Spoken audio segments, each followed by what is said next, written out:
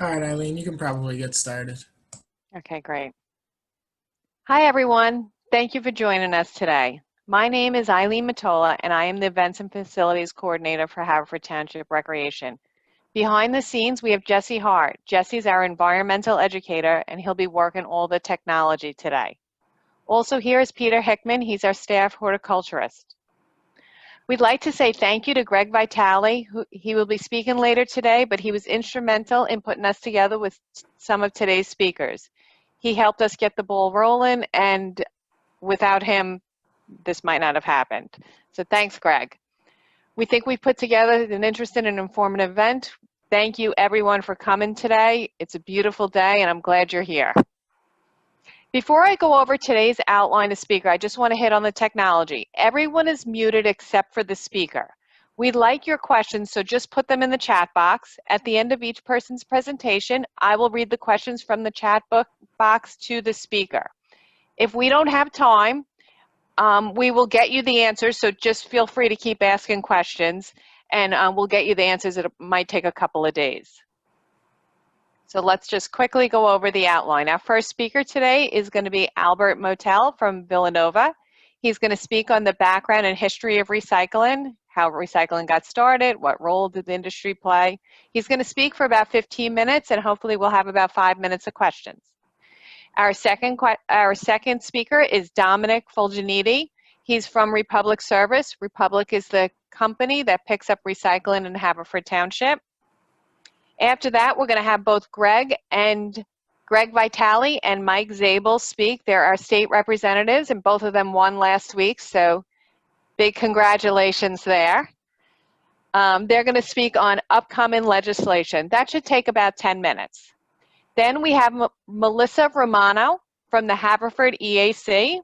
She's going to speak on Haverford Township's recycling do's and don'ts. She'll speak for about 10 minutes.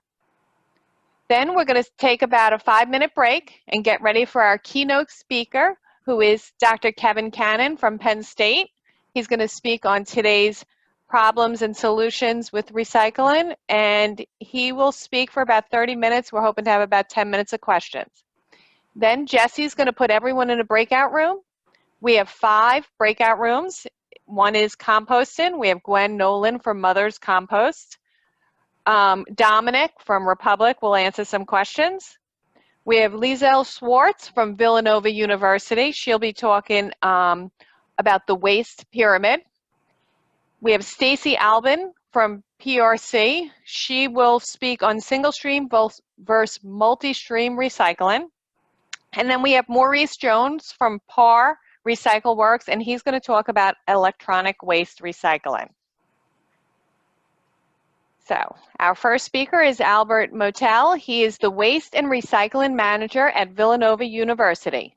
His area of expertise is recycling, waste, transportation, and logistics. His topic today is background and history of recycling. Albert, take it away. Hello, Eileen. Thank you very much, everybody. Thank you, Eileen, for the introduction. Let me see if I can get this slideshow started. Here we go. All right, so my name is Albert Motel. I'm the Waste and Recycling Manager for Villanova University since June of 2019. Prior to this position, I spent close to 20 years working in transportation and logistics, half of which was within the hauling and collection sector of the waste industry, working for companies such as Waste Management and Republic Services. Today, I want to speak with all of you a little bit about the history of recycling. Actually, it's a lot about the history of recycling. I'm going to try and cover a lot of ground. I'm going to start pretty early in human history and try and get us to the present time. So to cover that much time in 15 minutes, buckle up, hold on. We've got a lot of ground to cover, but there's some good information, and I hope it will help all of you better understand what our current state of recycling is, how it got here, and where we need to go from here. If you do have questions, remember to put them in the chat for the end, and we'll try and get them. I'm also going to have my email address listed in the last slide for any of you who need to follow up with questions in the future. So waste disposal is not a new concept in human history, but recycling hasn't ever been as complex as we see it today. It's important to have a brief understanding of our history to understand where we are, how we got here, and most importantly, where we need to be. This picture is of a modern day MRF, or materials recovery facility, similar to where your recycling material goes. Albert, sorry to interrupt. Are we supposed to be seeing slides now? Yes. Are you not seeing them? Not currently, no. All right. Try sharing your screen again. Yeah.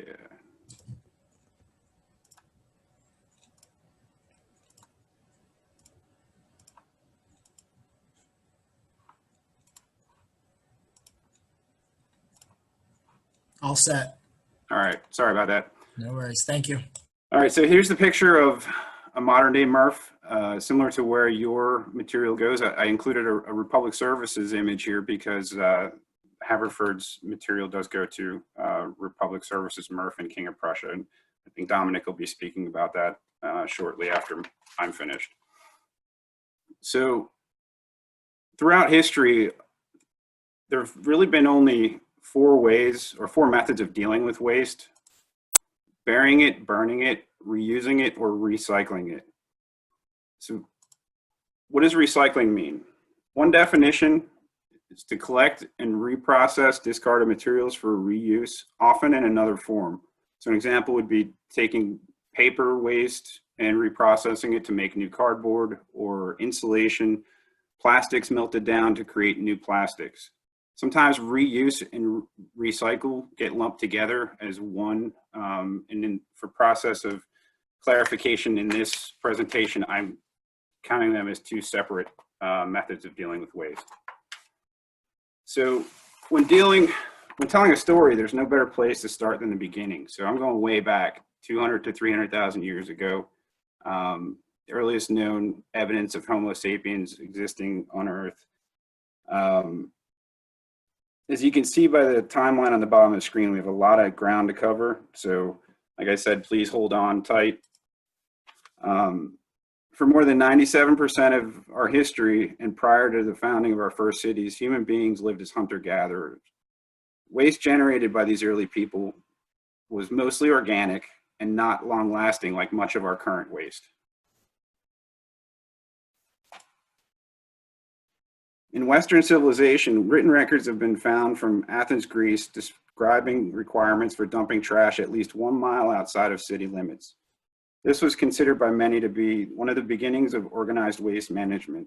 Scavenging and repurposing of the waste from these early dumps is one of the earliest forms of recycling documented in writing. Archaeologists have also uncovered evidence of bronze recycling in China up to 4,000 years ago. Glass recycling became popular when access to raw materials was more difficult than access to glass waste. The melting of metals pillaged from conquered civilizations was a common way for Rome to keep its military supplied with armor and weapons. In the 11th century, Japan begins the first ever recorded recycling of paper waste. Recycling of waste linens to make new paper was discovered to be a cheaper alternative to sourcing raw materials. 600 years later, the first paper mill in the New World is built in Germantown, Pennsylvania. And paper recycling gets its first appearance in the Americas. Used cotton and linens were recycled to make new paper at a mill along Wissahickon Creek in Germantown, Pennsylvania. Less than a century later, in 1776, colonists turned to recycling and rationing as a way to get materials for fighting the War of Independence. Waste not, want not becomes a popular catchphrase during this time. The dawning of the industrial age. Advancements in technology increased production and innovation unlike ever before in history. Waste generation started to increase rapidly as well. The same goes for the recycling of scrap metal. Plastics and new polymers are discovered as cheaper, more accessible, and more durable replacements for natural materials. Waste from the petroleum refining industry is recycled to create many of these new polymers.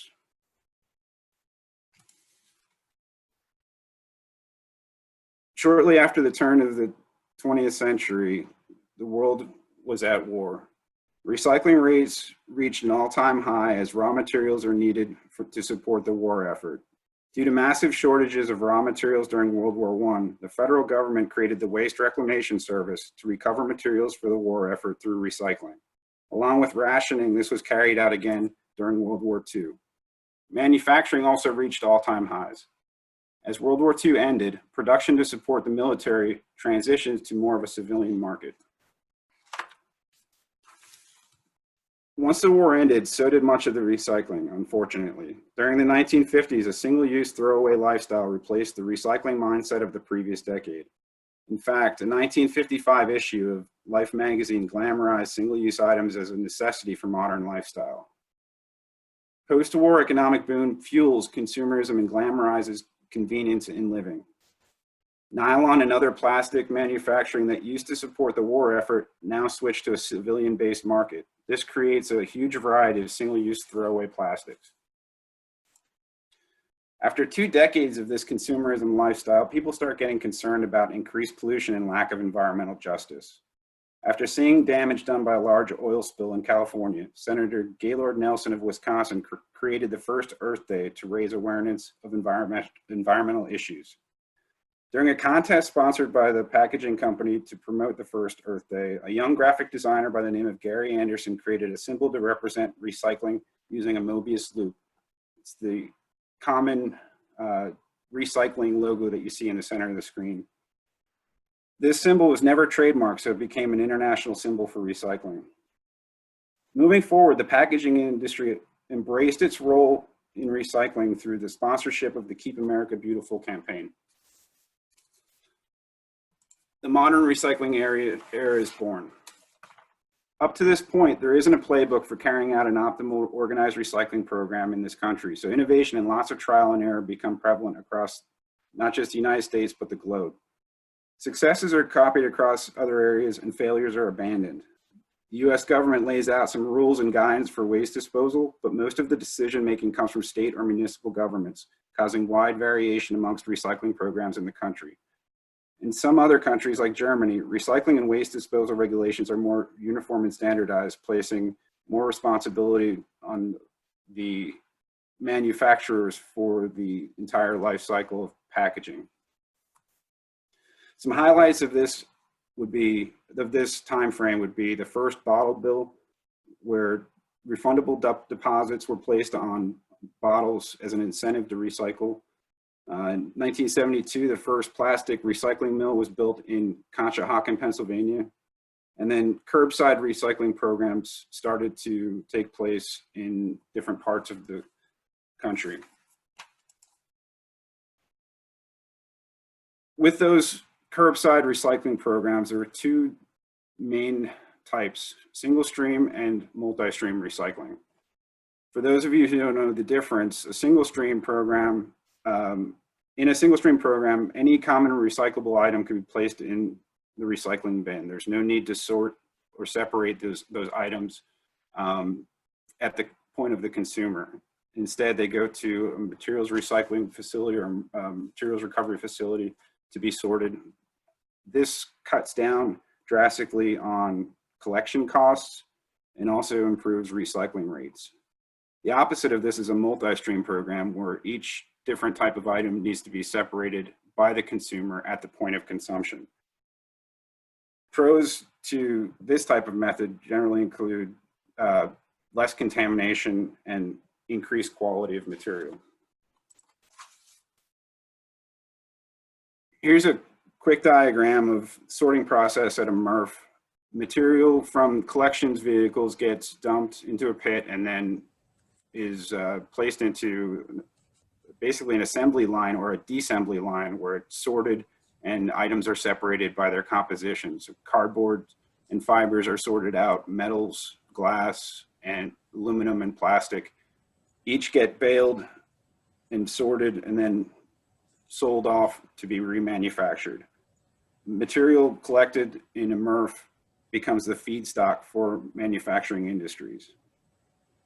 Automated sorting and manual sorting is only so effective. Up to 25% of this material received at MRFs can end up in a landfill or incinerator.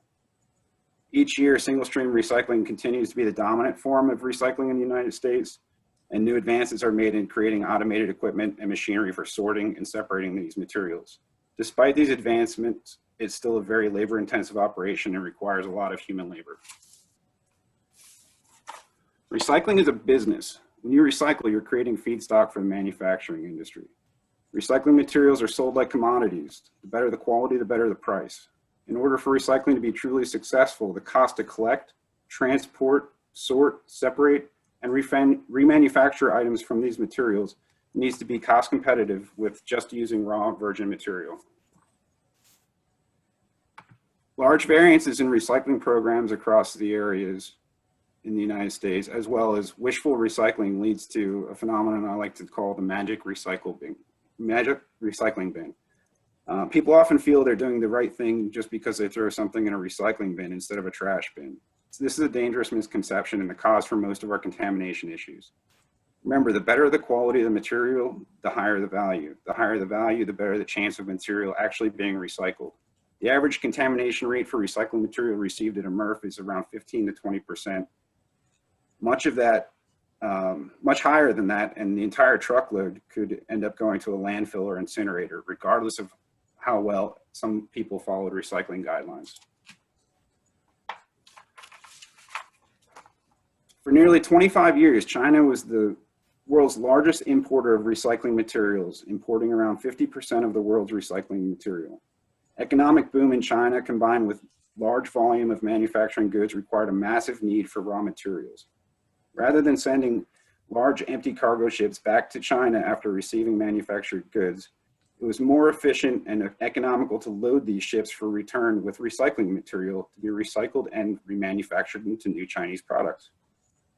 With the rising economic growth and increased standard of living in China, the government decided to steer the economy away from high pollution, low profit waste recycling towards cleaner, higher profit and higher profit tech industry. Also, with pollution being a hot topic in China, the government used these policies to show the population that is doing something about environmental issues. In February of 2013, China enacted the Green Fence policy, which reduced acceptable contamination levels of recycled material from 3 to 10% down to 1.5%.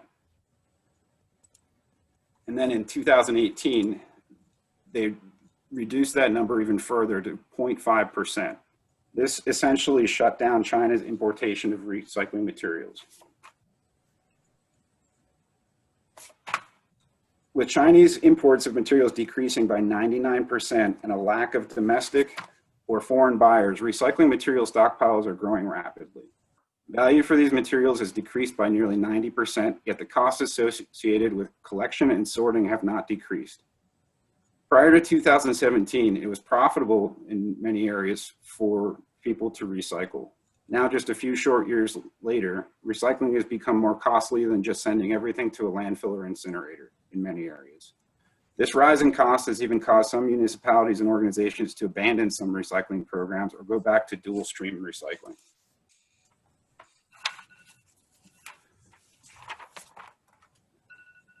Upsets recycling markets, stockpiling of recyclable materials, and, excuse me, sorry, I have a timer going off here. Upset recycling markets, stockpiling of recyclable materials, and an estimated 300 million tons of plastics manufactured annually have left us with scenarios like this. So what do we do? Earlier, we talked about 4 methods of dealing with waste. Here are 2 more that have recently become relevant. You see at the top, we've got refuse and reduce. These are proactive means of dealing with waste before purchase or consumption.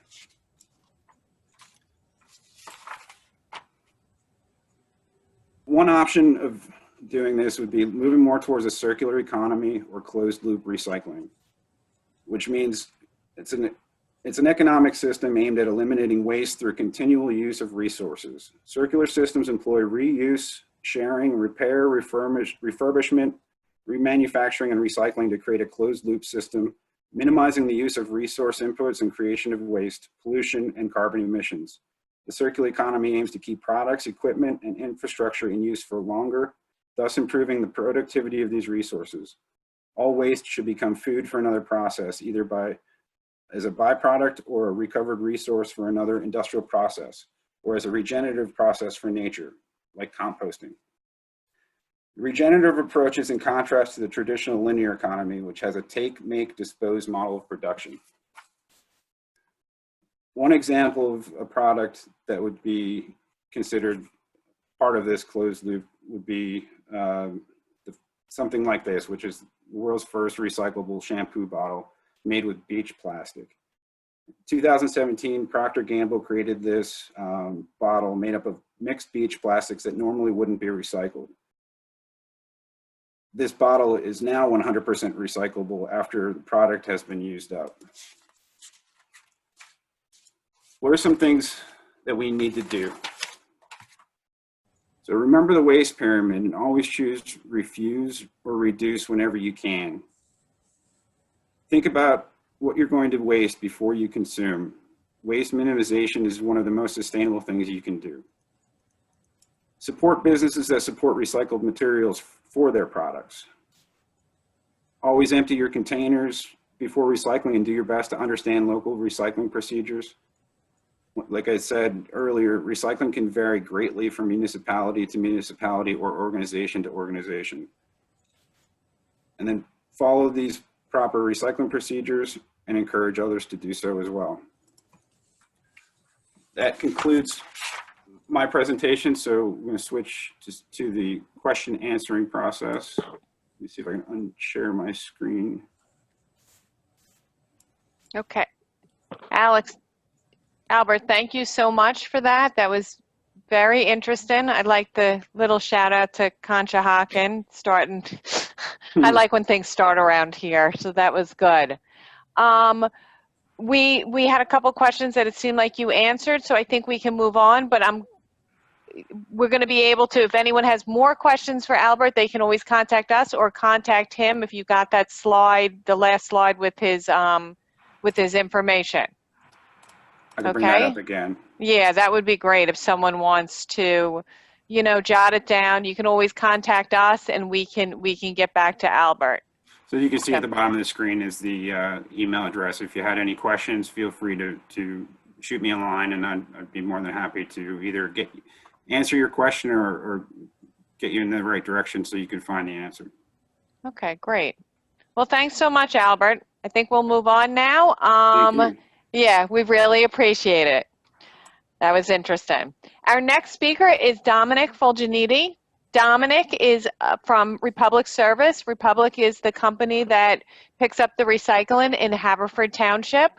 And leading up to this event, we definitely got a lot of questions for him that we sent to him, and I think maybe he answered some of them and will in his presentation. So, Dominic, it's all yours. Go ahead.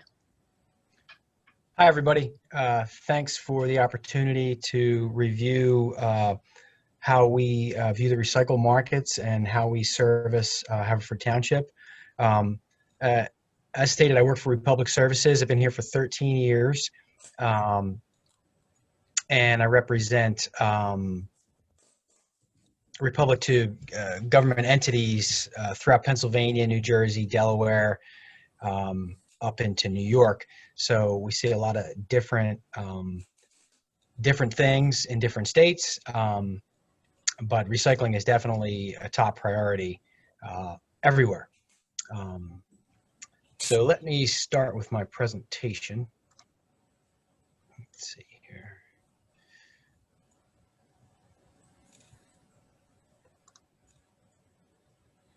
Can you guys see that? I can't, no. Let's see here. Share.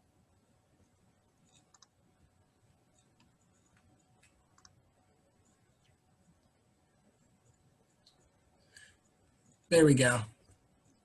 Okay, so we'll hit a few topics here: the evolving ton, the recycle life cycle, which Al touched on, some trends that we're seeing in the marketplace that you're probably very familiar with, but we can dive into more detail.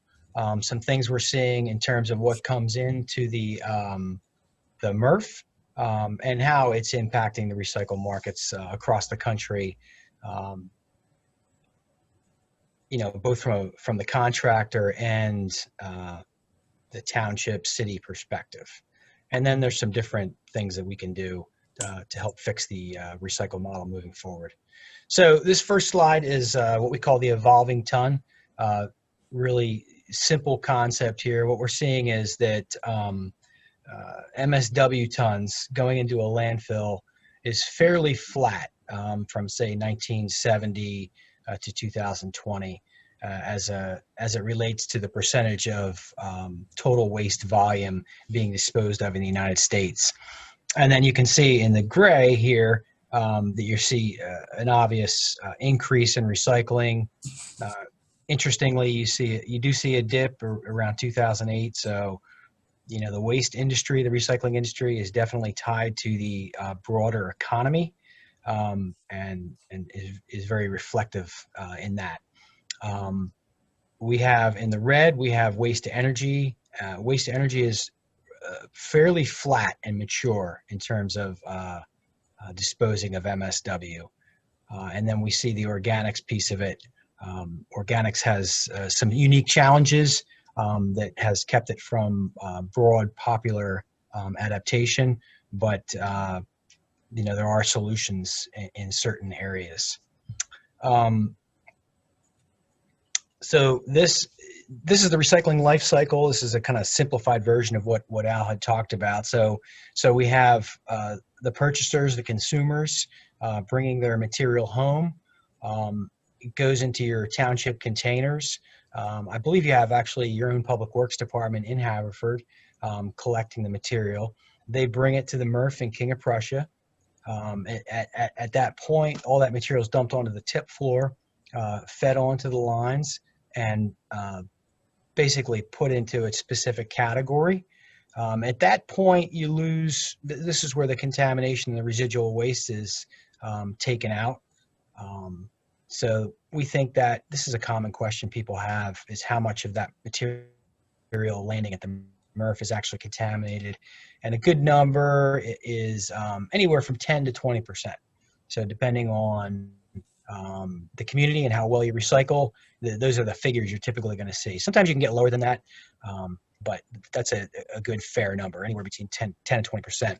From there, we have a marketing team in Phoenix and locally who basically it's their job to market the material. And so we try to find outlets in and around the area to sell the material to. And from there, obviously, it gets produced into whatever the material is suitable for. And there's residual waste there as well. So a common question is how much actually gets recycled. So about 50% of what's in the container ends up turning into something else. So that's a good kind of rule of thumb. As far as recycle as a whole, some of these bullet points here are good good facts to consider. So participation rates. So obviously, the more people recycle, it basically creates some headwinds in terms of it creates more costs to recycle. As people recycle more, you need more routes and trucks to collect that material. And then obviously over time you see a commodity mix. So what's recyclable and what's saleable changes over time, and we're kind of living through that now.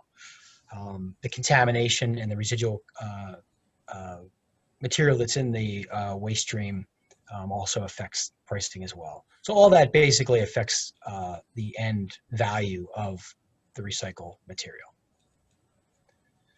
These are just some trends that we're seeing and have seen over the past 5 years. So obviously recycled glass is at a negative value and it's been declining. You see old corrugated cardboard, which was really, that kind of drove pricing for all the recycled commodities, has declined. There's been an uptick in that, obviously, in the last year with the health situation being what it was and the stay-at-home orders causing OCC to rebound. That being said, the recycled commodity markets are still deeply underwater as compared to, say, 2011. these are some trends that we've seen. So obviously, dramatic decreases in old newspaper print across the board, just a general shift into virtually 100% electronic communication. So you see something really even a 20-year switch from 18 million tons down to less than 2 million in 2015, and it's even lower than that now. That Tide bottle that you see in the middle of your screen there, that's a good thing to look at. That was kind of a mainstay in our recycling stream. And so something that you could easily sell and was in virtually every container. But as technology shifted and we've moved to these pods, there's a much more limited market for something like that. So that's just an example. You see that sort of change over in many different arenas. And then obviously you have the metal soup containers flipping into the flexible, lightweight packaging that's not recyclable generally. So all that to say, the waste minimization, which is putting increased pressure on total waste and recycling tons. The lightweighting of material, this is kind of a key factor. Think of it this way. Recycling is priced out on a per ton basis. So the more value you have per ton, the more sustainable a recycling program is. With that in mind, as materials get lighter and lighter and lighter, you need to do increasing amounts of work to collect those tons. So the big takeaways from this slide, the categories that are in steep decline are the newspaper and the glass containers and the steel containers, and the categories that are in kind of an increase would be obviously the PET bottles, the plastic packaging, and the OCC. So those are just some of the shifts that we're seeing from when recycling was really implemented on a broad scale throughout PA. So the impact of that effect is laid out pretty easily here. So 48,000 plastic bottles equaled 1 ton in 2000. And so now you're looking at close to 100,000 bottles to get to that 1 ton in 2015. And so again, you're talking about trucks and labor and gas all having to do all that same work, but they're collecting less material. So a lot of times we focus in on how much we're recycling, but even keeping the numbers flat, when you factor in the fact that the material in and of itself is getting lighter, indicates that we are increasing our recycling, even if it's not obvious in the weights. So events like what we're doing today are huge because, keeping the yard waste out of the stream, keeping the styrofoam, the food waste, the contaminated OCC, the clothing, keeping all that stuff out of the single stream mix is key to making sure that the township's recycling program is sustainable over the long term. That's not to say that some of these materials can't be recycled, but they just don't necessarily fit into the container program that most townships have as it relates to single stream recycling. From our standpoint, we have set up something called Recycling Simplified, which is a website that has a lot of lots of information in terms of videos. There's some training for grade schoolers, but the education is really, really key. And it's a fluctuating market, so it really needs to be updated yearly or even biannually as these markets continue to shift and change.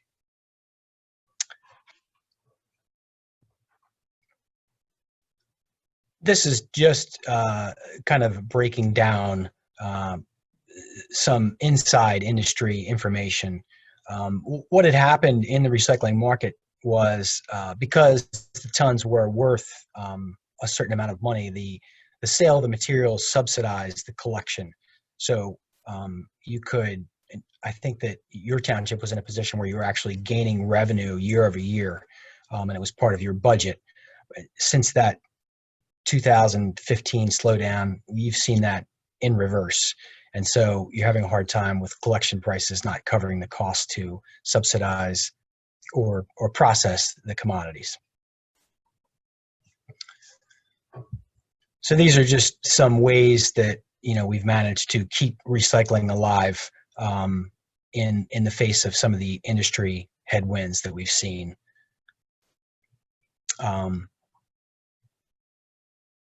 This is the website where we're talking about the Recycling Reimagined, Recycling Simplified website. So again, there's links to articles, videos, and thought pieces.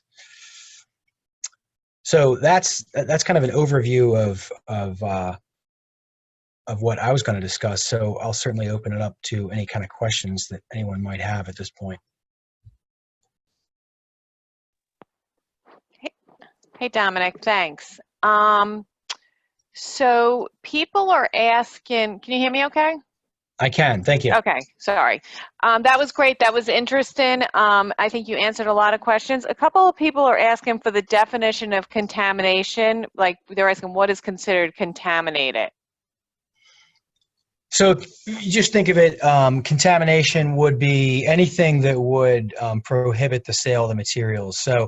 So in your bin, you have your paper, your metal, and your plastics. So the paper, what would be a contamination for the paper would be, say, food waste, liquids, things of that nature. Anything that would prevent the material that is supposed to be recycled from being recycled would be considered a contaminant. And it would change, obviously, with each type of material. Okay, okay. And people had a couple questions about specifics like milk cartons and Amazon padded plastics and stuff like that. I think that's a big thing when people go to put things in the can, they don't know what goes where. Yeah, and that's where what we can do is basically get the specific information from the MRF out to you guys, and even lots of times we'll put frequently asked questions and things of that nature, like you guys already have. That Jesse had sent over. But yeah, I can answer any of those questions.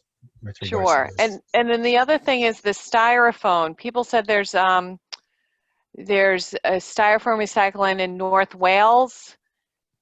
Could there be some kind of coordination from our area, so from Haverford Township, so we could recycle and maybe bring it to North Wales? Is there any way that could work out? Yeah, there's lots of things like the styrofoam is a question we get, and batteries and things of that nature. But yeah, all that stuff can be recycled. It's just a matter of finding local outlets for specific problems. But as it relates to the single stream recycle program, you know, you really want to stick with the basics of the paper, the metal, and the plastics. Okay. And then obviously within the plastics, there's lots of questions about 1 through 7. There's questions about different types of paper and things of that, things like that. But common question about the styrofoam, batteries, light bulbs, all that stuff. Okay, great, great. Okay, great. So thank you so much. That was really interesting. I feel like we're going to have a lot of questions moving on for you, which we'll be emailing you, and or we'll be directing people to the right site to look it up. So very good then. Yes. Yeah, thank you. Yep. Okay. Okay, so our next speaker is Greg Vitale. Greg is the state rep from the 166th district. He's been 25 years on the Environmental Resource and Energy Committee, 3 as the Democratic chairman. His primary focus has been on climate and energy. He was the first Pennsylvania legislator to introduce climate change legislation and the first to introduce the idea of a severance tax on natural gas. Greg, congratulations on your win this week. And, you know, and thanks for all your help with this event. So go ahead, the floor is yours. Well, thank you. And Eileen, thank you for organizing all this. You gave me way too much credit in the beginning. You've been doing a great job of putting this together. Welcome to my screen porch. My presentation, it's not going to be too long, but it's basically 3 parts. One is how recycling in Haverford Township fits into my political origin story. All politicians have one. Two, the Pennsylvania Recycling Fund, and how in the next couple of weeks it's going to be in the crosshairs of the state legislature as far as budget cutting, something I think we should be concerned about. And third is electronics recycling, the Covered Device Recycling Act, and its problems and how it needs to be changed. You know, in the ancient history of Haverford Township, there was actually a time when I actually was not the state representative. I know that goes too far back for many of you to remember, but it's true. In the late 80s, I was a young and vigorous attorney trying to figure out how I could make my mark on the environment. And Act 101 of 1988 was passed, which required, which is driving a lot of the recycling we do today in Haverford Township and beyond. But that required municipalities to recycle at least two of multiple different types of recycling. Haverford Township back then was not governed by the progressive board it is now. And I was very frustrated because they really took the least cost approach, just trying to minimize costs and not really being too concerned with the environment. So I took a little card table over to a drop-off center, which is now the Haverford Township Municipal Building footprint. And I was amazed at how many people in this township were interested in signing a petition I had for Haverford Township to increase recycling from back then just paper and cans source separated to additional items like plastics and glass. And from then on, we did other things. We got a much better, more clearer recycling schedule for the community. We then went on to actually start a household hazardous waste collection program for the county, or at least we're instrumental in doing that. So I'm very interested in participating in this because it's sort of part of my start in public life, as it were. Enough of that. I think this Act 101 of 1988 created which is known as the Recycling Fund. This funds many of things like recycling trucks, containers, recycling coordinators' salaries, composting programs, and other things. It's funded by a $2 a ton tipping fee on municipal waste, among some other sources of revenue. And so the whole goal of this recycling fund was to pay and reimburse municipalities for the mandates that this Act 101, the Recycling Act, imposed on all of them. The problem is becoming, as elected officials do not want to raise taxes to fund government, they are looking to environmental funds like the recycling fund to take money out of them to fund non-recycling purposes. This is highly inappropriate because this fund is very much needed. This fund has more applicants from municipalities for grants for these various purposes than there are funds available. It is claimed by some that there's a surplus, but if you look at recycling efforts, this surplus is illusory. Townships are restricted on the amount of monies they can ask and how often they can ask, but this is not, there is no surplus. So I think it's important as citizen activists in the upcoming weeks, we do what we can to let the governor, let other elected state house and senators know that we do not want any of the environmental funds like the Environmental Stewardship Fund, the Keystone Fund, the Oil and Gas Lease Fund, but and also the Recycling Fund. We do not want these used for non-recycling purposes. We need to do the responsible thing and raise revenues from the proper sources. And you can make the economic argument doing that. In Pennsylvania, there's over 12,600 jobs from recycling operations in Pennsylvania. So supporting recycling means supporting jobs. Second point I wanted to talk about, and the final point, is electronics recycling legislation. We have collection programs, and by that we're talking about collection of things like TVs, computers, cell phones, other electronic devices. And the reason these are differentiated and collected separately is because many of these devices have hazardous material, things like cadmium, lead, mercury, and they should not be mixed with the waste stream, because basically two things can happen with what we put out in our trash. One, it's taken down to Chester and incinerated, and we shouldn't be, and up through the smokestack goes some of the exhaust, and we shouldn't be putting hazardous material into the atmosphere. But two, the fly ash from that incineration of waste goes into landfills, and if hazardous waste is in there, that can leach out and also cause environmental problems. So there's a very good reason why we recycle electronics as opposed to disposing them.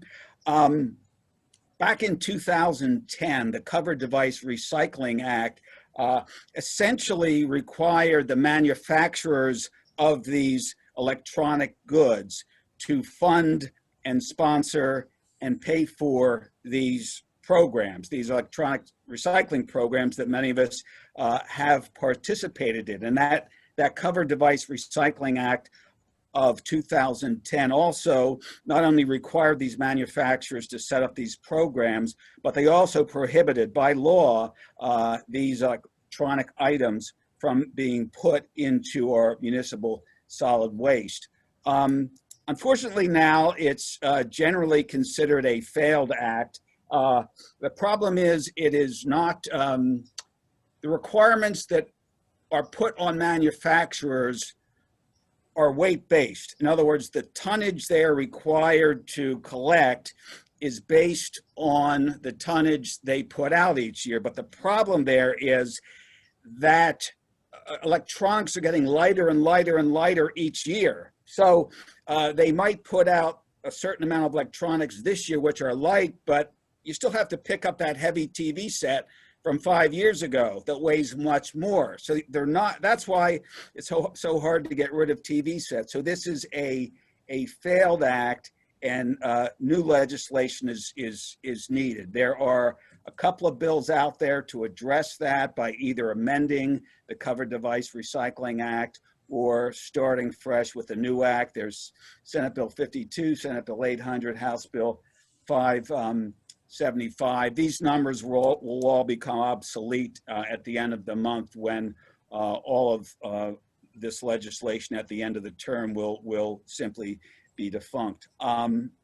Just as a final point, I became a little more familiar with this because a bill, House Bill 2197, came through our committee about 2 months ago by frankly someone who was an opponent of solar energy and renewables, and he wanted to add solar panels to this Covered Device Recycling Act, which is a very flawed idea for a number of reasons, which I could get into in the question and answer. But the basic reason is that solar panels, A, the volume's not there right now to justify a recycling program, and two, because of their durability of in excess of 25 to 40 years, they are not like other electronic items whose life expectancy is 3 to 5 years. So that's a little bit in the weeds, but I might just, stop at that point and happy to answer any questions. I may be leaving at the break, so if you have any questions,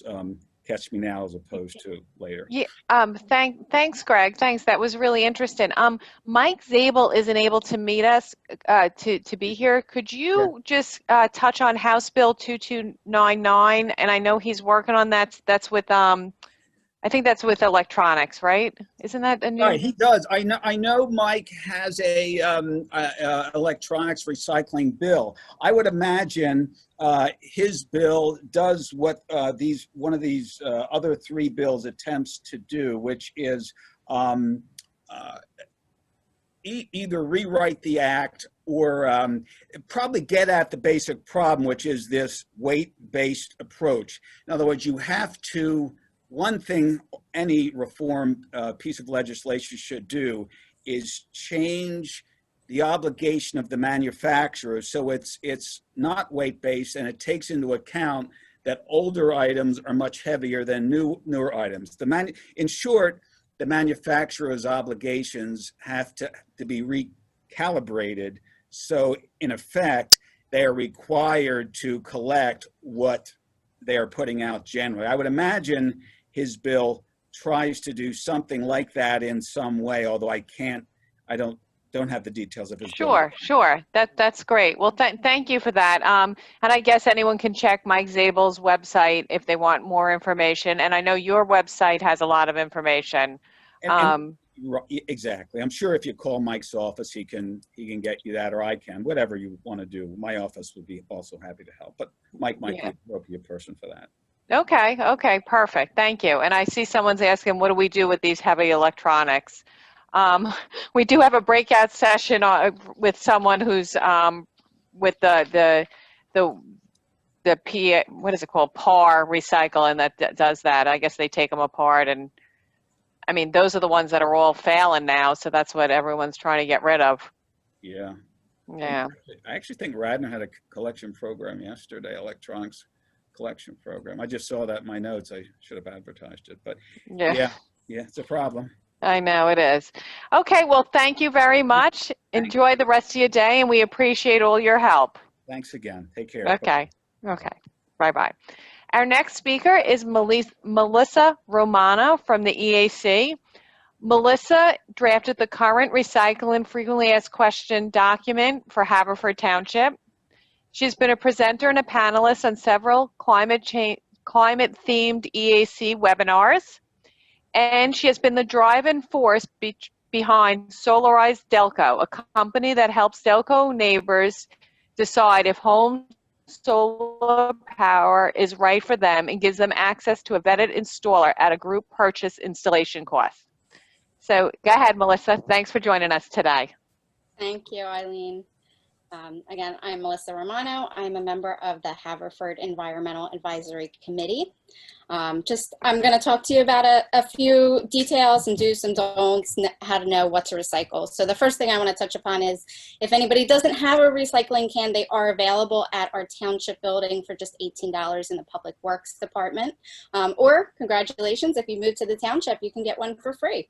We also have some free recycling stickers that can be applied to any can or bins to turn them into a recycle can. One of the reasons why we're talking about what shouldn't be recycled is because it actually costs the township more to dispose of our recycling than our trash. And why is that? We talked about the market being overwhelmed in the United States, not being able to export our recycling anymore, and the dirty component of having contaminated items like food and items that shouldn't be recycled, they need to be manually separated from recycling, so that adds to the cost of it. So here's some things you should know. The first thing is everything needs to be clean, no food, no liquid, dried, and loose. When we say loose in the can, we mean not in a garbage bag, not in a plastic bag, not in a brown bag or a cardboard box. Eventually these items, even though they're all single stream in one bin at our pickup, they do need to be sorted into their individual components. And if they're contained in a plastic bag, we can't separate them properly. You want to make sure you break down your boxes. A lot of people complain your boxes aren't picked up in recycling, and it's probably because they're not broken down. They do need to be flat. You can leave on The labels, the tape, the staples, those don't need to be removed, but we do need to remove any packaging inside. Any styrofoam, any packing peanuts, any plastic bubbles, those things need to be taken out because they are not accepted. No plastic grocery bags or styrofoam, they are not accepted in our recycling at all. Actually, plastic grocery bags are a major problem in the recycling industry. They can jam those machines that separate everything. They get stuck in the gears, and they can cause significant delays and maintenance issues because the machines need to be shut off and manually cleaned out. I do want to mention plastic grocery bags can be recycled if you take them to a proper facility. Some participating stores like grocery stores or Target or home improvement stores have a bin where you can place plastic bags along with Ziplocs or bubble wrap, bread bags, things of that type can be recycled, but not in our single stream recycling. And nothing smaller than the size of a credit card. Anything too small has a probability of flying off the trash collection trucks, the recycling trucks, and littering our streets, or again, jamming those machines at the recycling centers. And the last thing is just no combinations of paper, plastic, metal. They do need to be sorted individually. So if you have something that has two components, a paper and a plastic item that can't be separated, they won't be able to be recycled. So some examples of these items are like an ice cream tub or a soda or coffee cup. They might be paper, but the inside liner is actually plastic to make it waterproof. That plastic liner can't be removed, so the whole thing just needs to go in the trash. Also jar lids, a lot of people think they might be recyclable because they're metal, but again, they also have a plastic liner on the inside to screw onto the glass, and that makes them not able to be recycled properly. Another one is padded envelopes. It may be paper on the outside, but the inside is plastic bubble wrap, and that is not accepted. And the last one I see a lot is those weekly circulars. You know, circular newspaper is recyclable, but not in that plastic bag it comes in. So you need to take that plastic bag off before you recycle the paper inside. So here's a little chart of the top dirty dozen items that are usually contaminating our recycling stream. Like I said, number one, no plastic bags ever. Number two, no materials in a plastic bag or a box or anything. Shredded paper is too small by itself to be recycled. However, Republic will pick up shredded paper if it's contained in a paper bag. Number four is no scrap metal. You can't just throw any piece of metal you have lying around the house in. No tools, no car parts, no nails and screws. Those things aren't properly recycled in our recycling. Number five is no hazardous waste. We do collect aerosol cans, but not if there's hazardous chemicals inside of it. We don't want any hazardous chemicals in our recycling. Number six, no diapers. I'm not sure why people think diapers are recyclable, but it's a common problem. Number seven, no styrofoam. Number eight, leave your cans intact. You don't want to crush them. Number nine, no caps or lids. They're too small. And number 10, no liquids, no food. 11, no ceramics, non-recyclable glass. You can't just throw any drinking glass or dish or window in recyclable. It has to be proper foodware glass. And no frozen food containers. Again, a lot of them have that liner that makes them waterproof or freezer proof, and that makes it no longer accepted in recycling because of the plastic. So if you're holding an item and you don't know, should it go in the trash, should it go in the recycling, when in doubt, always throw it out in the trash. It's better to throw it in the trash than contaminate a whole load of recycling. So now that I went through some of the basics, I want to show you for all Havertown residents, we do have this frequently asked question document that I drafted last year. It is on our township website. If you haven't been to it, our township put up a brand new website this year. It's haverfordtownship.org. And if you go there, right on the homepage, you'll see a trash and recycling icon. If you click on that, that's where this document is. I believe, Jesse, I sent you the document. If you could put it in the chat for everybody. And again, you can find it on there. There's also this recycling guide. It's a one-page flyer. It was mailed to all households last year, and it contains the basics, you know, plastics 1 through 7, no lids, remove, you can leave the labels and the neck rings on it. You just want to throw the lid away. Aluminum and steel cans, you can leave those labels on, just remove the lids. Glass, clear, brown, and green glass, any cardboard, board, and paper. Just again, make sure you take out all the packaging, the styrofoam, anything like that. And then at the bottom is a whole list of unacceptable items. This flyer is also on the Haverford Environmental Advisory Committee page as well. If you click on the Resident Resource tab at the top, click on the board and commissions icon, and then you'll find the Environmental Advisory Committee. I highly recommend you check this out. We do have a lot of really good initiatives that is helpful for residents. You can find our climate action plan. You can find our gold level certification through Sustainable PA and other environmental initiatives that the Environmental Advisory Committee has helped with the township. I just want to go into just a couple details with this frequently asked question document. It is 9 pages long. I'm not going to show you all 9 pages, but I just want to highlight some of the things. A lot of questions we have. Are milk cartons accepted? Yes, they are accepted if they say Tetra Pak, or Pure Pak. The lid, the little plastic lid, needs to be thrown away, but the pour spout can stay on. Plastic bottle caps and metal jar lids are not accepted. Tin foil and aluminum foil, even if it's clean, it's not accepted. It's not the proper metal to be recycled. Shredded paper, it's only accepted if it's contained in a brown paper bag, not if it's loose by itself. Aerosol cans, they can be recycled as long as there's nothing hazardous that was stored inside those cans. Styrofoam, even if it has that symbol on it, it is not accepted in our township collection. And junk mail can be recycled. When you have a box, I said you need to break it down. The staples that tape the labels do not need to be removed, but the packaging inside does. And we do want those boxes broken down flat, so please don't put a bunch of boxes into one box. Can you recycle greasy pizza boxes? No, grease is a contaminant, and we want those greasy pizza boxes in the trash. If the lid is intact, you can take the lid off, recycle that, and throw the bottom away.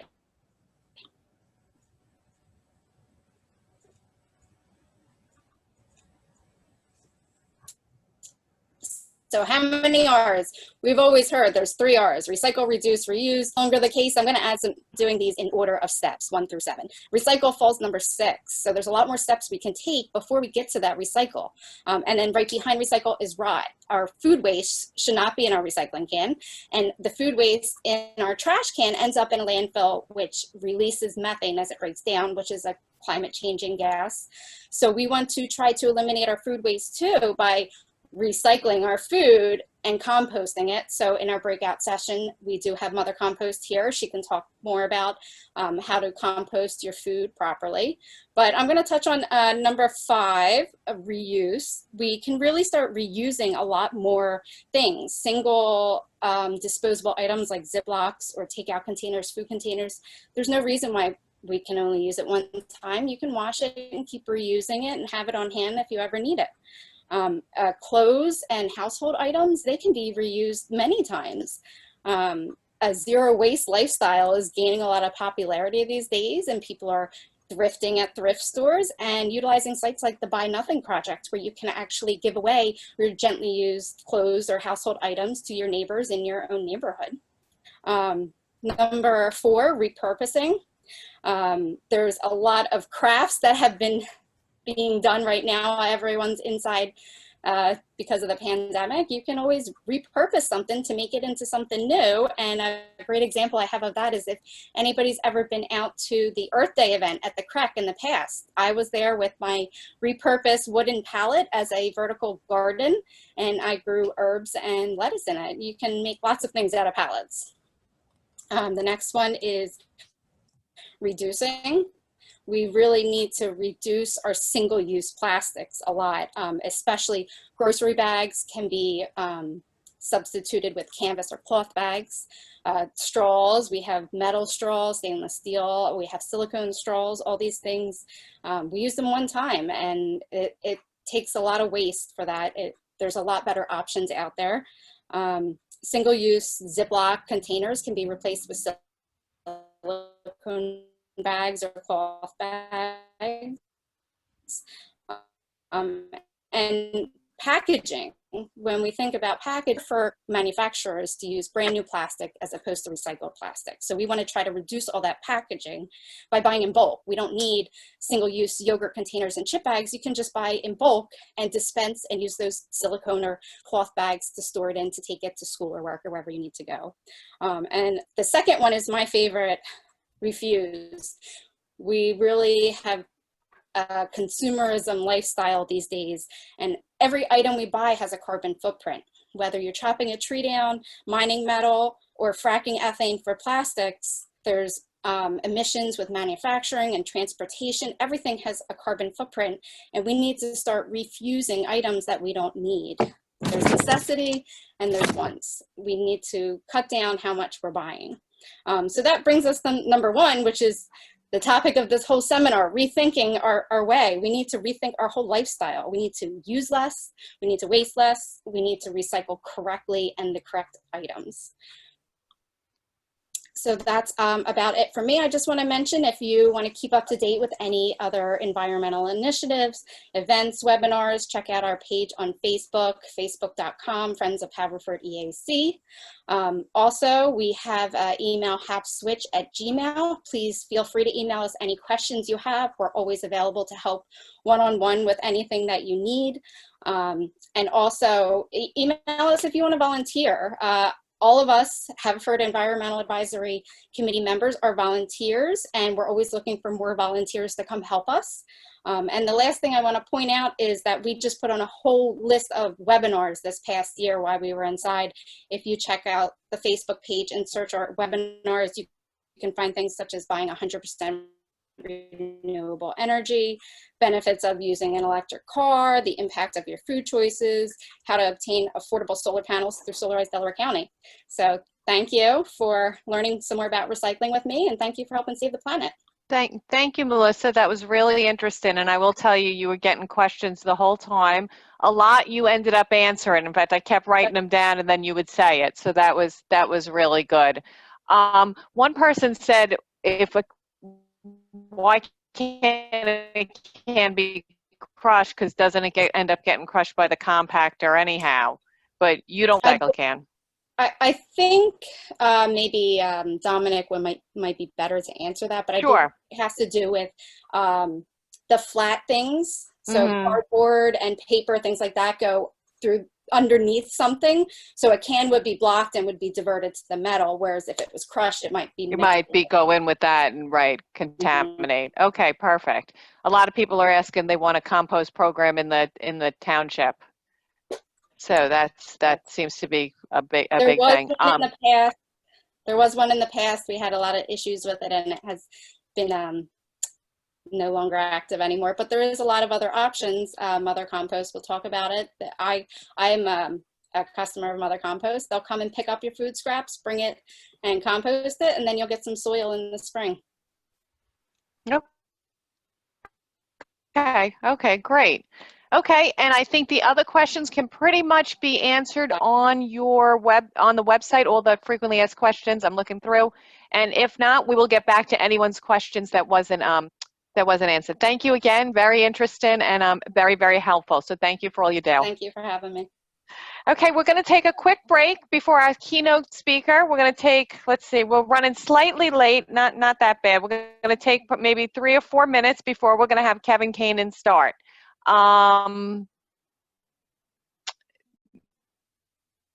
Yeah, so you can go to the bathroom, get a drink of water, whatever you need to do, but come right back because we're all interested to see. Kevin's going to speak on today's problems and solutions. So thanks.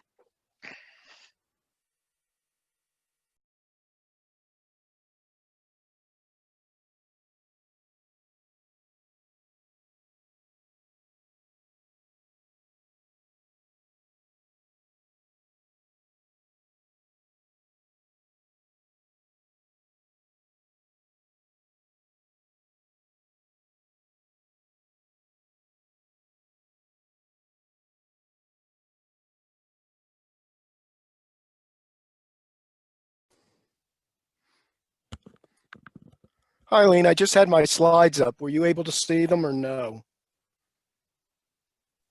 All right. I haven't seen your slides. Can you try again? I'll try it again. Hold on.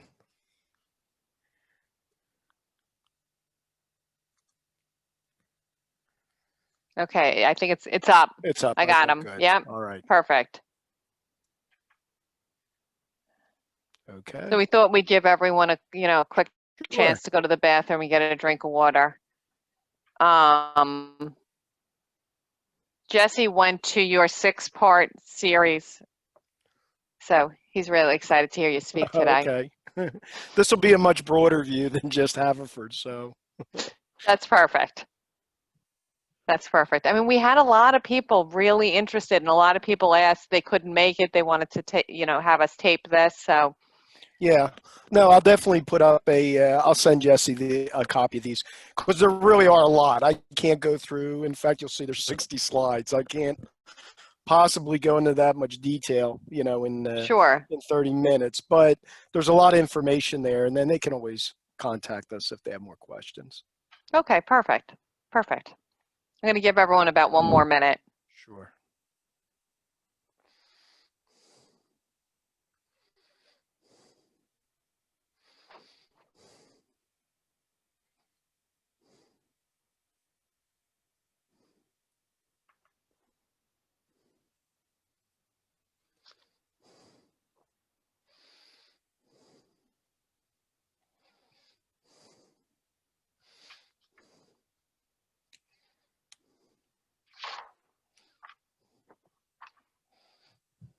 Okay.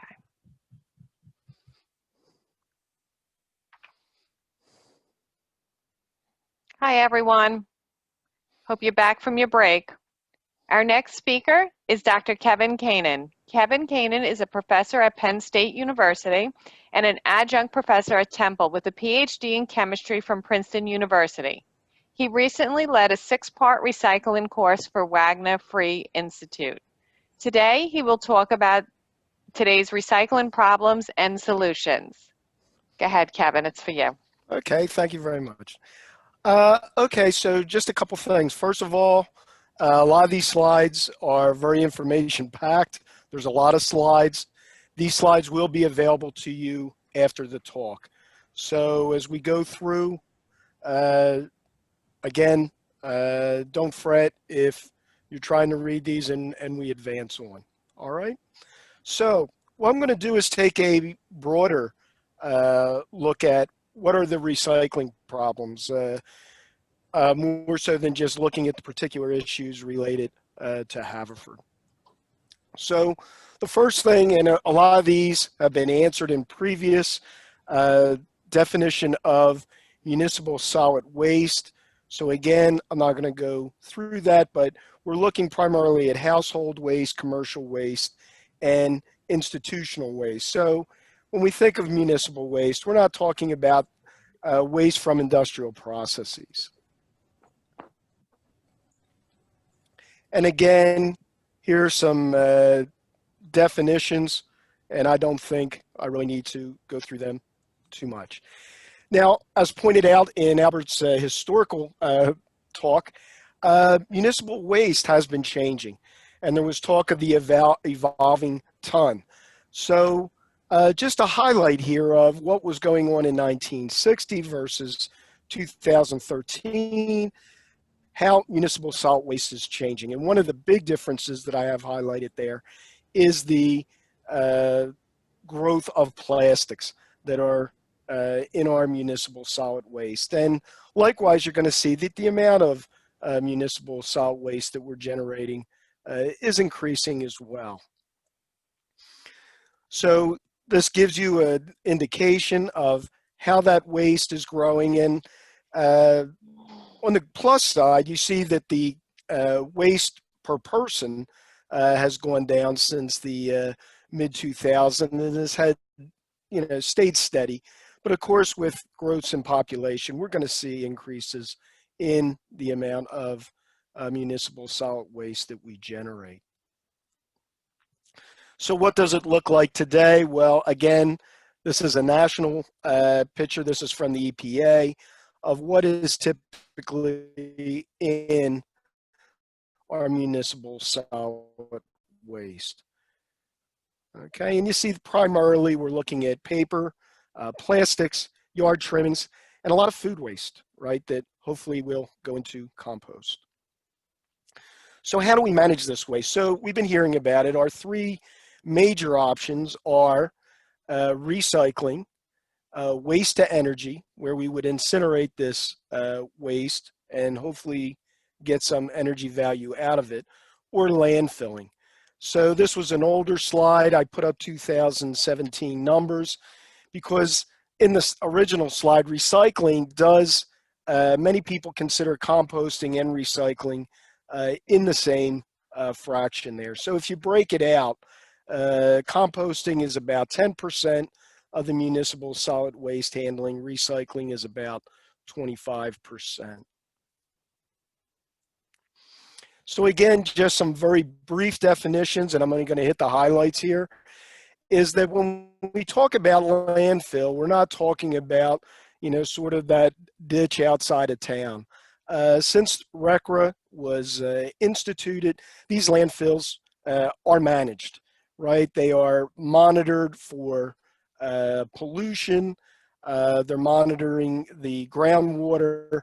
There's a lot of regulation, to say the least, around landfills. And as a result, the number of landfills has decreased, but the capacity, of course, is increasing all the time. We're just going to larger, more, if you want to call it, efficient landfilling. Incineration. So what we're typically looking at here in most cases are mass burn facilities. And so that means that waste that is directly out of the trash or garbage truck is being placed in a facility and it's going to be burned. Again, the hope is that we recover some value from the energy of this burning. The primary function is still to reduce mass and volume of weight or of the municipal solid waste.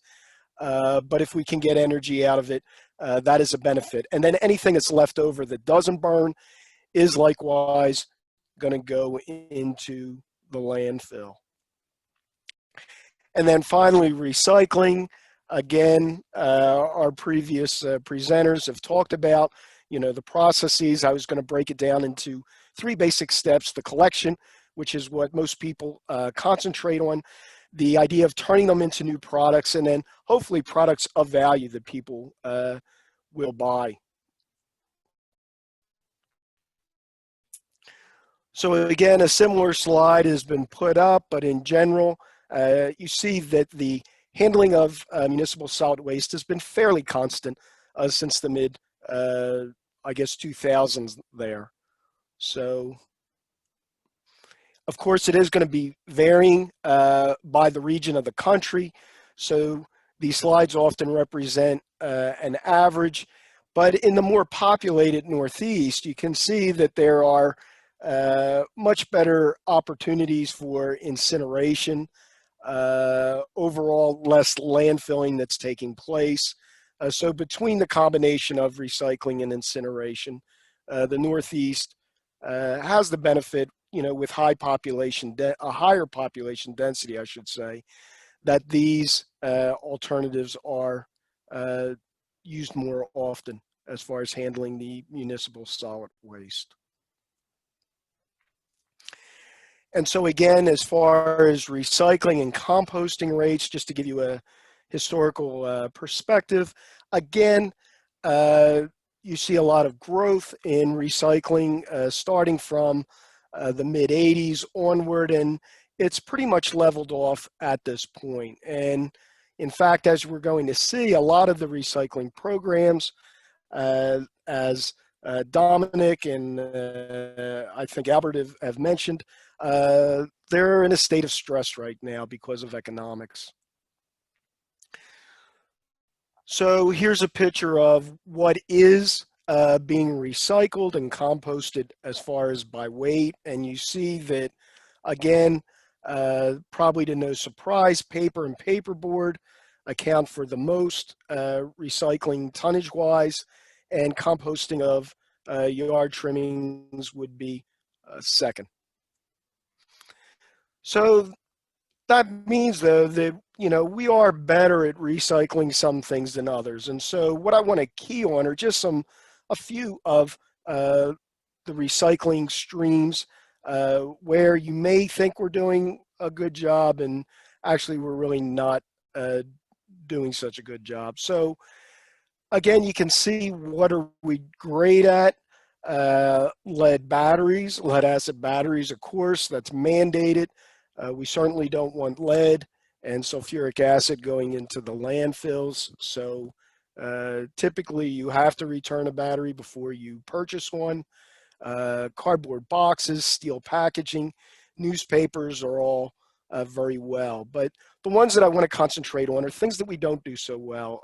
Glass, aluminum, surprisingly, plastics. And at the end, I'm going to talk a little bit about electronic waste. So hopefully that will spur some discussion in the breakout session. So again, just some numbers. This was recently published by the EPA as far as how recycling is going. And again, I just picked a few streams, but you can see it is pretty much lined out. Of course, with the lead acid batteries, it's hard to do better than 99%.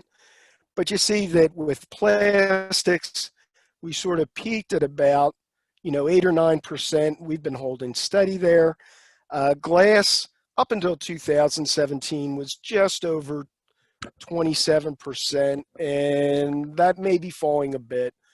But again, we'll talk about this a little more. So what does this really mean, though, in waste and tonnage? Because we see these percentages and, you say, well, we're recycling 25%, that's good. But just to give you sort of a perspective here, let's take glass, for instance, right? So you see that there's just over 3 million tons recycled, but you see that there's about 1.5 that wind up in these waste to energy, facilities, the incinerators, and just below 7 million are being landfilled. And again, to be clear, things like glass and steel and aluminum, even though they initially wind up at the incinerator, they're not going to burn. There's no energy value to them, right? And so they're going to wind up in what's left over. And where's that going to go?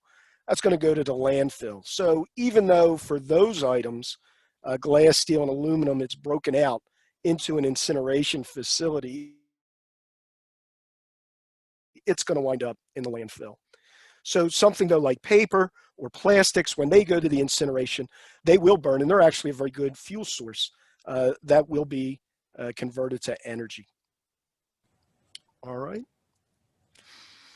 Now the cost of recycling, it was brought up certainly by, I think, again, Albert and Dominic, how the prices of recycling have gone up, and a lot of that has been due to the China ban and the fact that the cost of what to do with this waste is ever increasing. A lot of our recycles are going into low-end products where to use them in manufacturing, you're actually going to run a deficit. And we'll look at a few cases about that. But that's what's really, I think, brought to our attention, some of the problems associated with recycling. And Philadelphia now is paying about $1.05 per ton for recycling. So I think Melissa brought up that recycling often costs much more than landfilling. And I'm not sure, maybe Dominic can talk about tipping fees or if there's a question, but the average tipping fee, at least as of 2017, was somewhere around $64 a ton. That's the fee that it would cost to take trash to a landfill. And of course, that varies a lot by region. So I think nationally, in the South, it was running about $30 a metric ton. And in some areas, I know it goes as high as $130 a ton. And again, that's old data. That was 2017. So I know it may be much different right now. So let's talk a little bit about plastics and what's going on here. So as you can have probably guessed by the changing composition of solid municipal waste, right? The amount of plastics that we've produced since 1950 has grown exponentially, right? And more troubling, though, is that when you look at this, so here's production and waste. Most areas that plastic goes into has a fairly low lifetime. So, nothing says that more than the first bars up there, those blue bars. When you look at how much is being produced, 145 million tons, and how much is getting generated in waste, 141 million tons, you're seeing that we're generating waste as almost as quickly as we can produce it. Now, of course, there's some areas where plastics have a longer lifetime. So again, I think the best case for that is transportation. For example, if you buy a car and plastic goes into that, yeah, you're going to keep a car, or the lifetime of a car is at least 10 years, hopefully 20 years. And so that plastic is not being landfilled or incinerated as quickly. Same with construction, right? If you're buying plumbing that's made of PVC, the hope, right, is that that's going to last decades, all right? But the majority of plastic, as you can see there, has a very quick turnover from production to waste. And again, I know that was a world picture, so I just put this up. What's demand? And of course, this is a 2015 slide, but as of 2015, that shows you where our plastic demand is and where that waste is being generated from. All right. And then to the left there, you see those symbols, and we'll talk about those in a little bit. But there are 7 streams of plastic. So, and generally for the first 6, the lower the number, the more likely the recyclability is. And then number 7 is sort of a catch-all for everything that doesn't fall into the first 6. So again, this just gives you an idea. So this table is arranged according, even though the numbers aren't there, 1 through 7.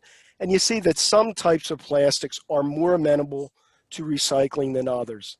And the top 2 that you typically hear about are PET, polyethylene terephthalate. So when you think of that, products that you would associate that with, for example, are, the 2-liter Coke bottles, the clear, water jugs. There are other PET products that are lower end, and we'll talk about that. And HDPE, high density polyethylene, probably what you would mostly think about are the milk containers, those plastic ones.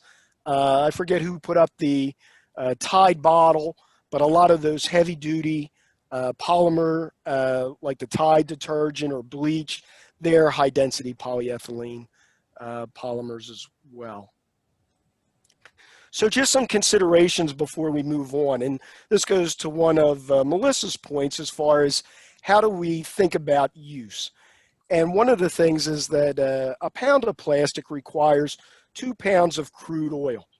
So this is a valuable resource, right? When you think of it, right? When you have that 1 pound of plastic, you're consuming 2 pounds of crude. And since the demand in plastic is going up, obviously the demand of crude related to that plastic is going up. And it's anticipated, again, unless there are some significant changes, that by 2050, right, plastics are going to account for 20% of the crude that we pump out of the ground. So what are some of the barriers? I know, again, this is a very busy slide, but this really is a key slide. So to give you a sort of a cliff notes here of what are the major problems. And the first is that even when we do recycle plastics, there is a limited lifetime, right? It's not like gold or aluminum or even glass that you can recover intact and it can be used without any change in property. That's not the case. Plastics are going to change each time you process them. all right? And even if you don't process them, even over time, so that's the second point, polymers do degrade over time. If you've ever done any plumbing work on PVC or working on your car, I've had that happen one time, you know, I go to change a hose on the radiator, and all of a sudden the plastic is fatigued over time and the joint snaps. All right, so these plastics are prone to degradation, especially if they have a long lifetime, which again is going to make them a little more difficult to recycle. There are many types of plastics, okay? As we said, we had those 7 categories, but as I said, the first 6 are very individualized streams, but the 7 is a catch-all for everything else. So there's lots of different types of plastics out there. And when you buy an item that's plastic, typically there's just not one type of plastic. So, you know, just as an example, I'll grab it real quick.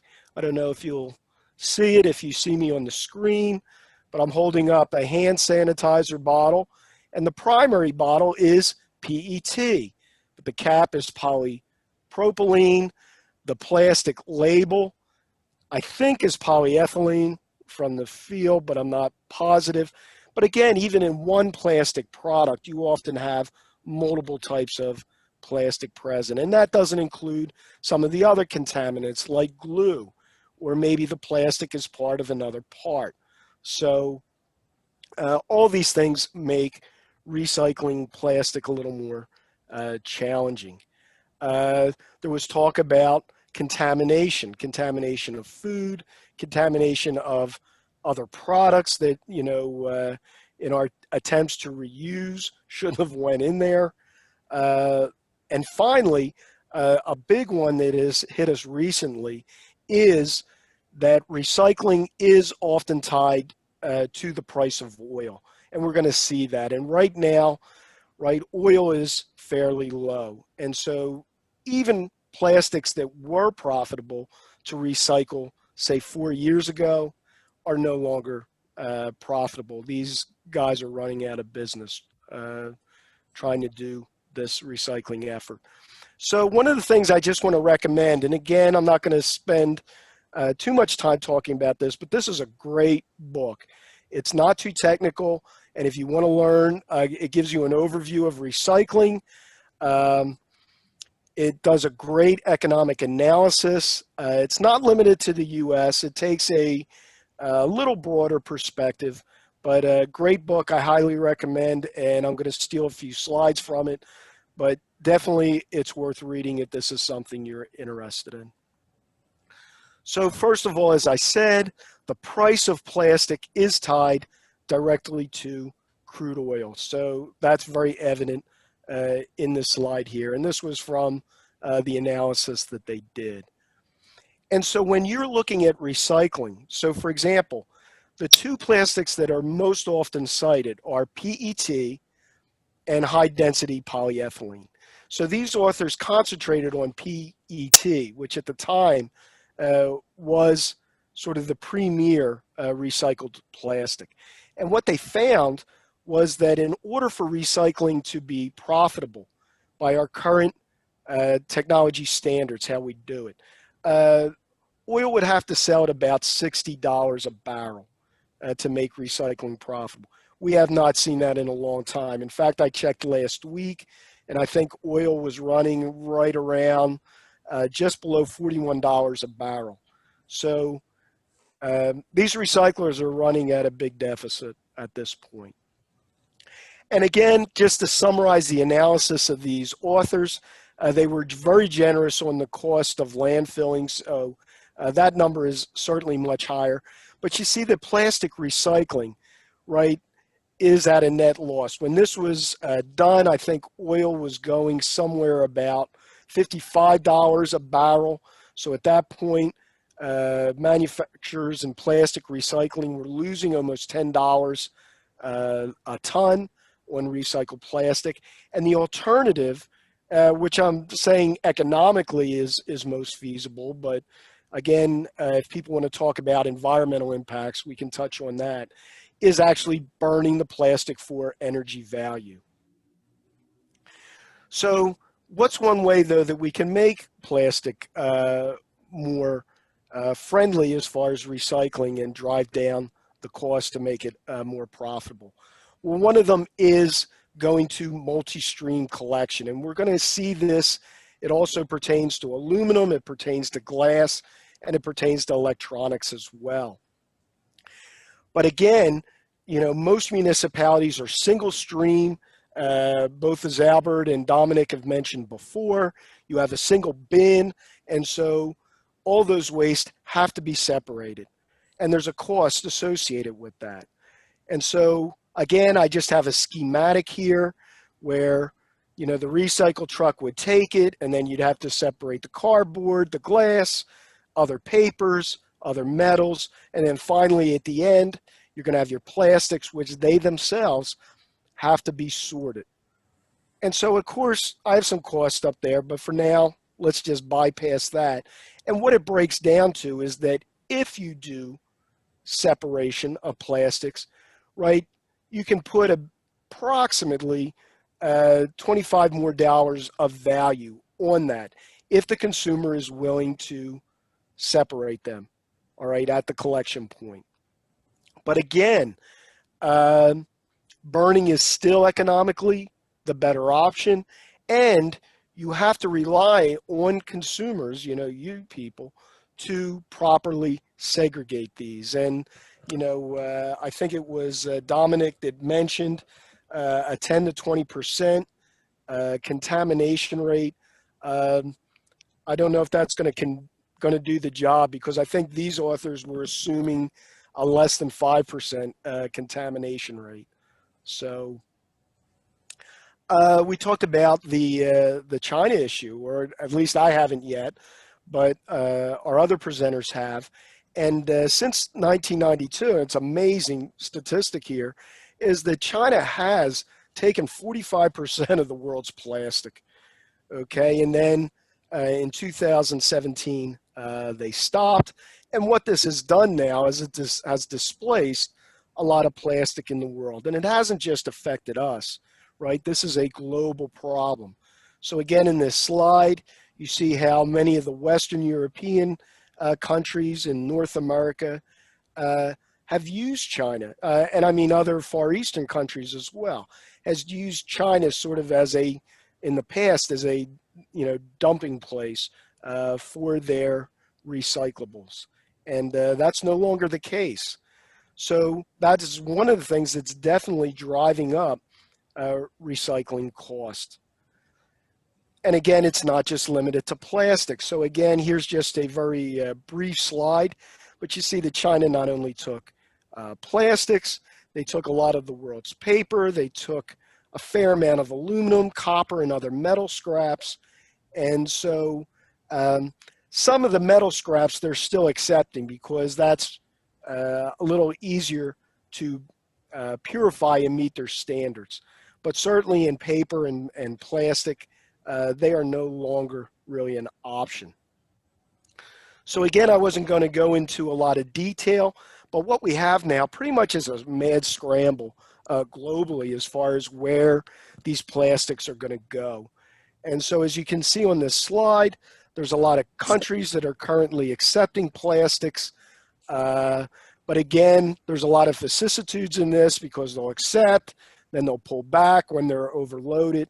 So this really hasn't been resolved. And in fact, it's an ongoing, I would say, evolving situation as far as what we do with the world's plastics at this point.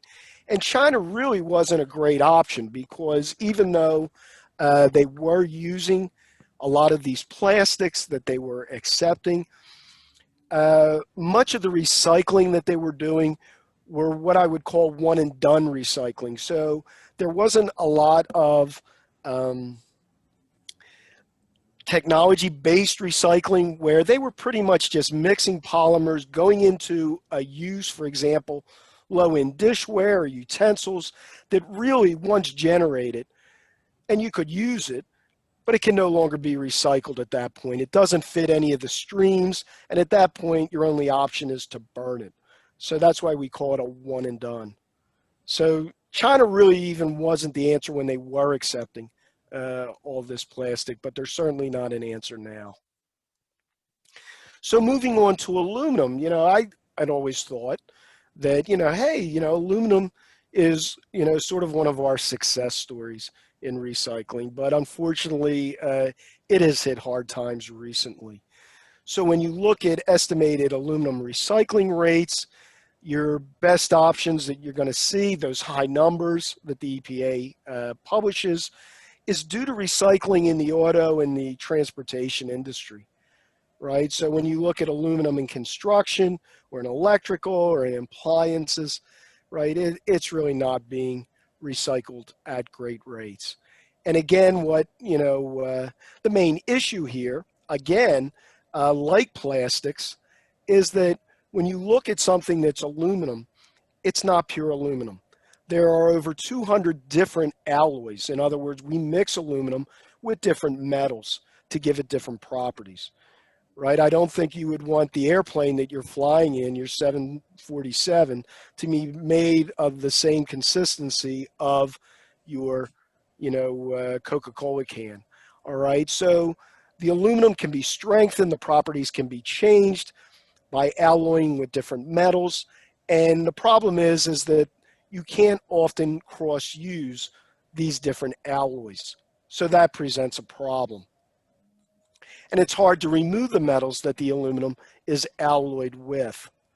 So again, going back to the can that was mentioned previously, an aluminum can actually has 3 different types of aluminum right in the can. The body is different from the lid, which is different from the tab.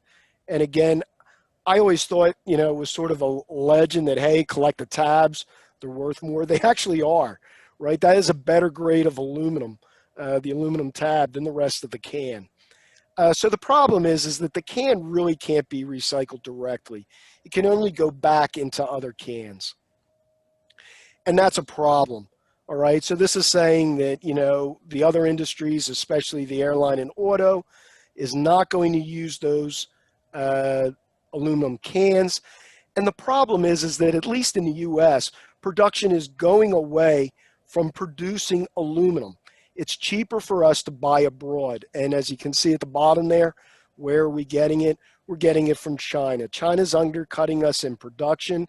And even when the import tariff was put on in 2018, a 10% tariff, that's really having very little effect on our industry's consumption of aluminum. And so what's happening is that we're building up stockpiles of aluminum in this country that we're not using, okay, primarily from cans and other things like appliances and construction. So glass, again, this was another one that you might think is a no-brainer because like glass, in theory, is infinitely recyclable, right? It's just sand, silica dioxide, all right? But we are, to use the pun, broken, right? Our current rates are only about 33%, and you can see here that most of the glass winds up in the landfill.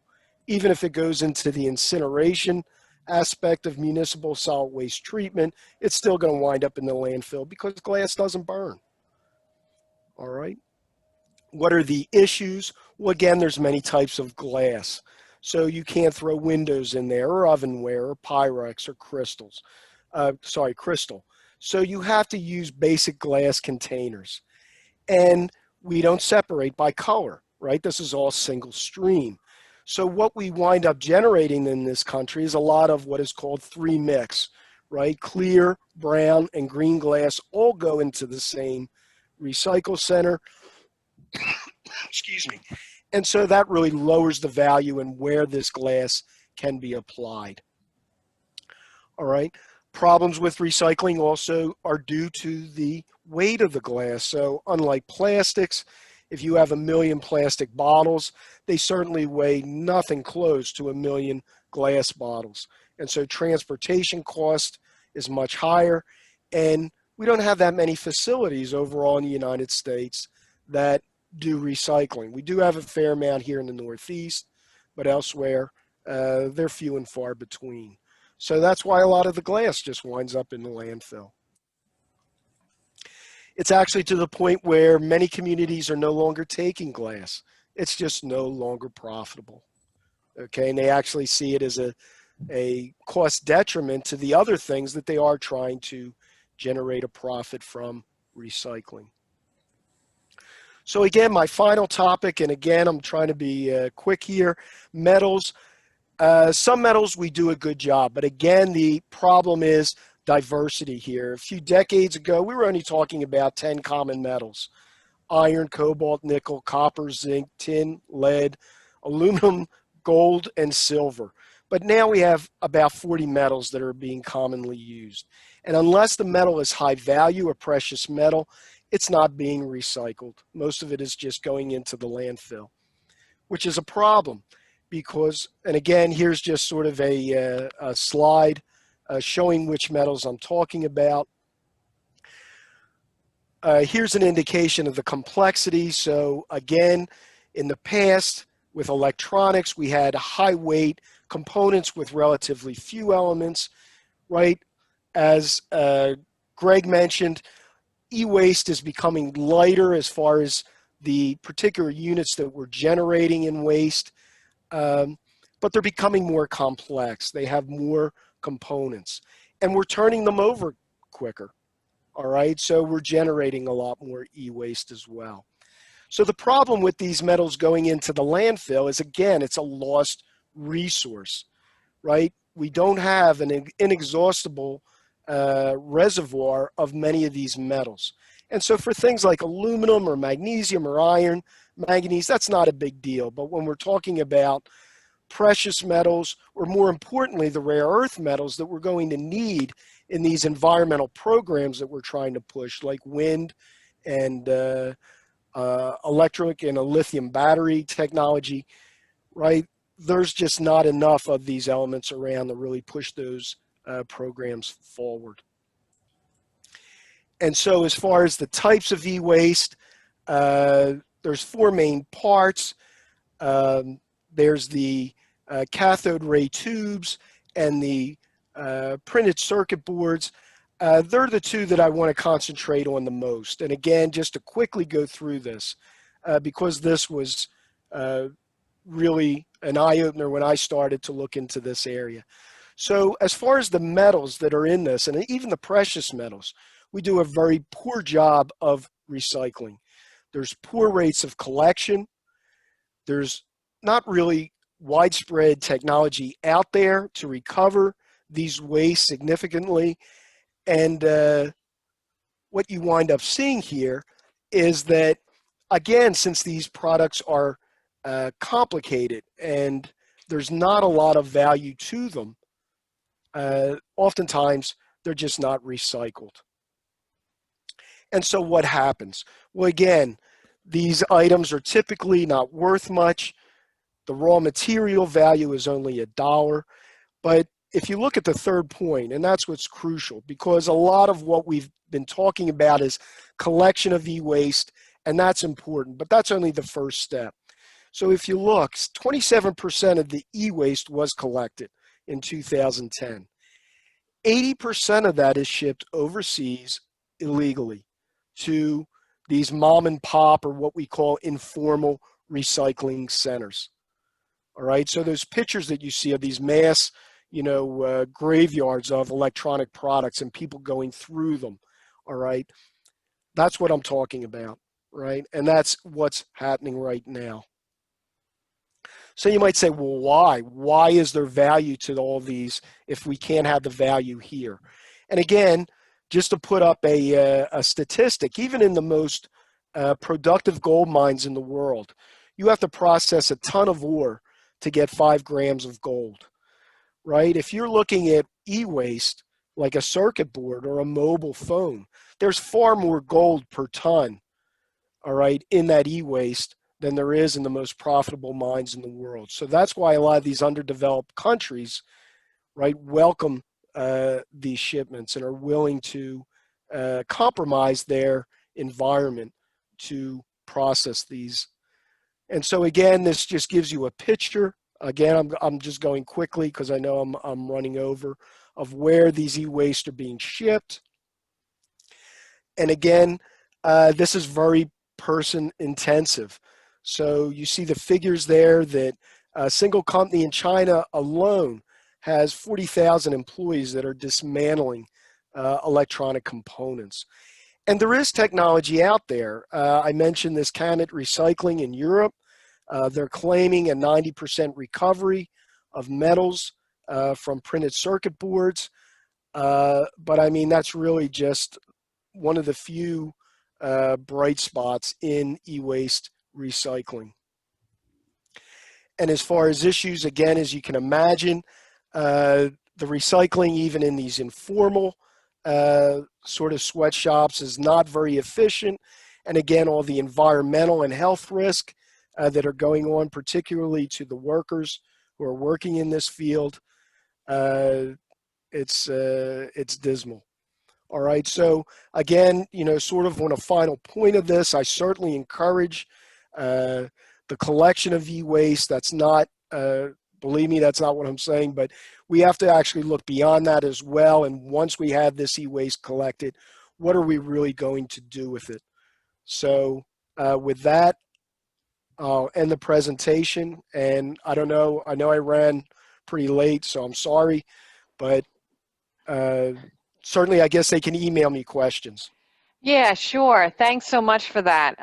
That was great. And I think people are going to definitely want to read this because there was a lot of information here. I can't believe all the different kinds of aluminums and plastics. I really only thought there were like 2 different kinds of plastic. Yeah. I really learned a lot, and I think I have to study a lot after this. So we appreciate that, and we have all your information. When people come to us with more questions, we know who to find. So thank you. Right. And just a reminder, like I said, you will be able to get this presentation. So I know I went through a lot of the slides quickly, but you can go back and read them. Sure. Okay, great. Thanks, Kevin. Okay. Okay, so now we're going to put everyone in the breakout room. We're only running a few minutes off. The breakout rooms will still be the same amount of time.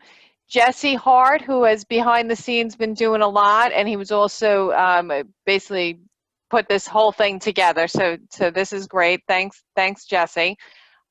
Jesse's put everyone in a breakout room, so you're going to just automatically go there, and then that'll be the end of our presentation. So the breakout people, the leaders who, let me just quick go over that. There's a compost in one, Gwen Nolan from Mother's Compost. Then I have Dominic again from Republic. He will be asking answering some of your questions, which I think you have a couple. Lizelle Swartz from Villanova will do the waste pyramid. Stacy Albin from Pennsylvania Resource Council, PRC. She will do single stream versus multi-stream. And then I have Maurice Jones from PAR Recycle Works. He's doing electronic waste recycling. So then they will, at the end, you don't come back to us. That's the end of the event. So again, thank you for all our speakers. The presenters were great today. So it was really interesting. I think everyone learned a lot. I just saw Peter Hickman do a little cheer over there. So thank you so much. And you know, any questions, contact us. I'm getting a lot of thank yous in the chat. So at this point, Jesse will put everyone into the breakout rooms and enjoy the rest of your day.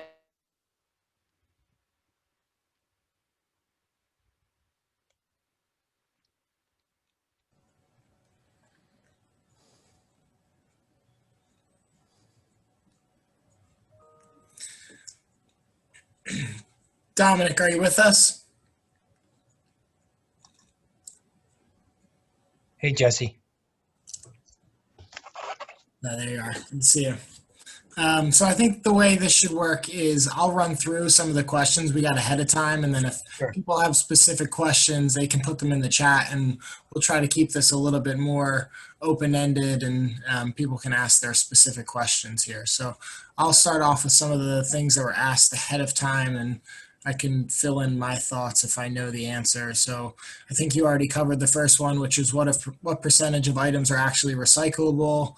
And you said that was about 50%, correct? So what I meant by Oh, that was of the material that ended up in the container by the time it was processed and the residual was pulled out, about half of the material ends up to actually be recyclable. right. Okay.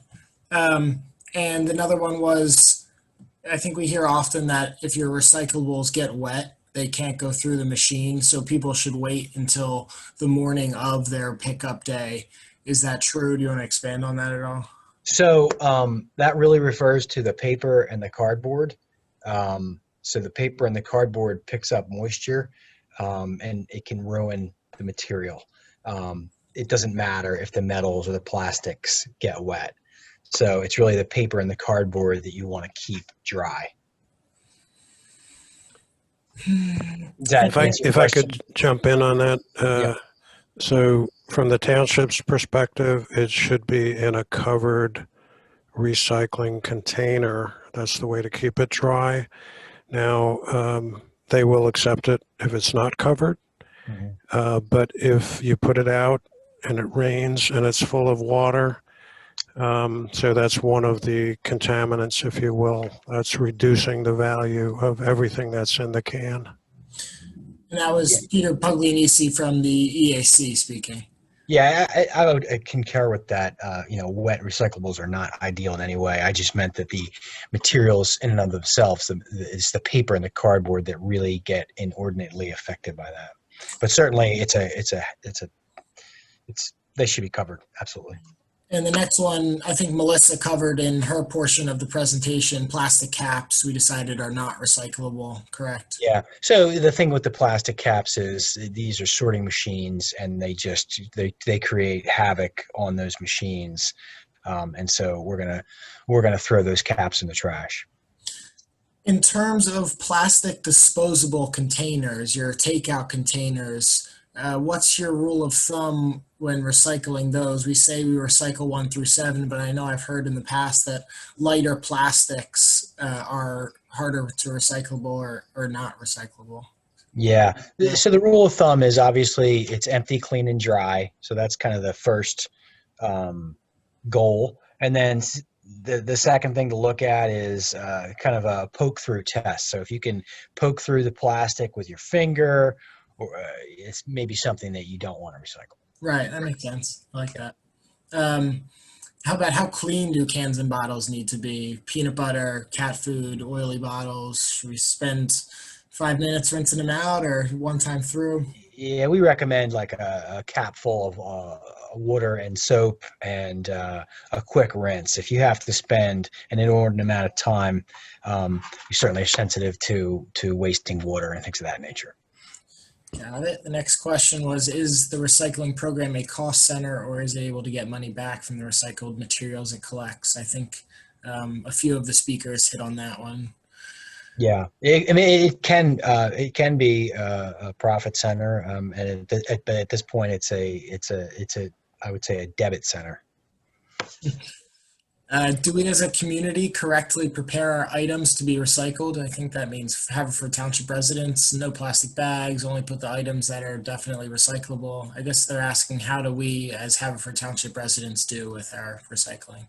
Yeah, I would say pretty well. When you compare it to other municipalities, there's a lot more information and focus on recycling, and so all that kind of factors into the quality of the material that's being delivered to the MRF. And this is the question, how does my neighbor's contaminated recycling affect my recycling that has been properly sorted, rinsed, et cetera? I guess how much of a challenge is it for you guys when the stream is contaminated? I guess that's the. So it's a good question. The way that the material it's delivered to the MRF, it's sorted and then sold off. The value of the material is based on what they call an ACR, the average commodity revenue. And so the more contamination you have, really the simplest way to look at it, the more contamination you have in the entire entire delivered truck, the less the value of the material. And so what happens at the MRF is maybe once a year, you could even do it more, you can get an audit of the type of material that's being delivered to the MRF, and they can verify contamination levels and or percentages of streams. And so ideally what you want is a municipality to have the entire community aware of the issue, and what'll happen as a result is you'll get a more favorable ACR, and the cost of recycling will either go down or in reverse. Once the markets return, you could actually gain more money. Perfect. Thank you. All right, going to the chat now. David asks, our current recycling system places a lot of burden on the consumer to figure out what to recycle and how. Do you have any thoughts on working with manufacturers to reduce waste or make things easier to recycle? Yeah, so I think that that's happening as we speak. I think that the thing is that people want to recycle. It's an important issue, and the companies they have a vested interest in as well, because they want to be environmentally responsible, and so the packaging is evolving, but that's a moving target. Let's just put it that way. Makes sense. How does incinerating our plastic affect air quality? I would defer that question to Covanta. I'm sure they have lots of technologies in place, but certainly I'm not an expert on incineration. Yeah. Okay, let's see. We hit on the lids. Should lids on canned goods be removed as you are opening the cans, or can they stay attached? Lids on canned goods. Should we recycle the lids on canned goods? I would say we would use that rule of thumb. If they're again small and would easily fall through the sorting machines, then we would discard them.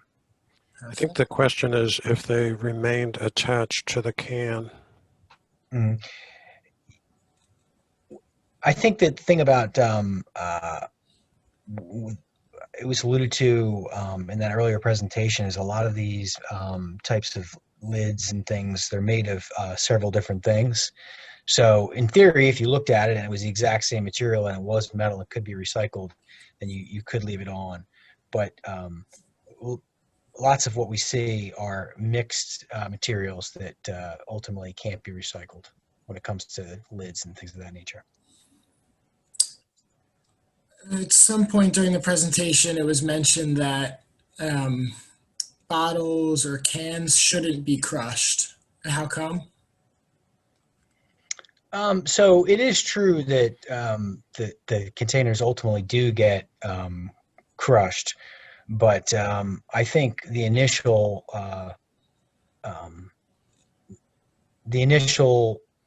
input into the container, they should be virgin, if you will. Got it.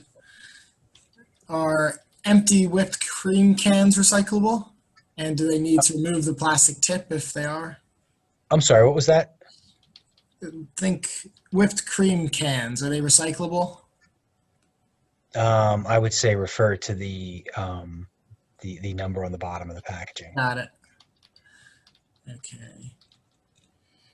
Let's see.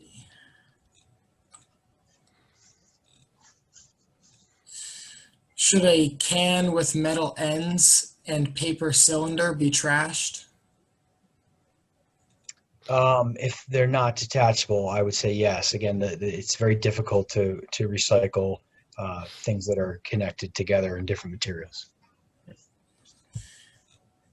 And Peter, so Dominic responded to my email about the FAQ sheet, so I'm going to forward his comments to you tomorrow at some point, but he said that it was accurate and there were 1 or 2 points that he would have changed, but all in all, it looked good. So I'll touch base with you on that tomorrow. Any other questions? I have a basic question. as we're going through the single stream recycling, are the people who are in charge of the MRFing or whatever you want to call it, are they hand picking all this stuff out? Is there a magnet initially? Maybe I missed some of those screens. Is there a magnet to pull out the metal, or is it all really done by human beings? So what happens is the first pass goes through these, it looks like just conveyor belts, and their job is to basically really pull out things that can't be recycled. That's their main goal. They will, if instructed, pull out certain types of material that might be more valuable, but really what they're doing is trying to eliminate the residual that's in the stream. And then the machinery takes over the different materials that you're speaking of. And there's several different ways that they do that. Does that answer your question?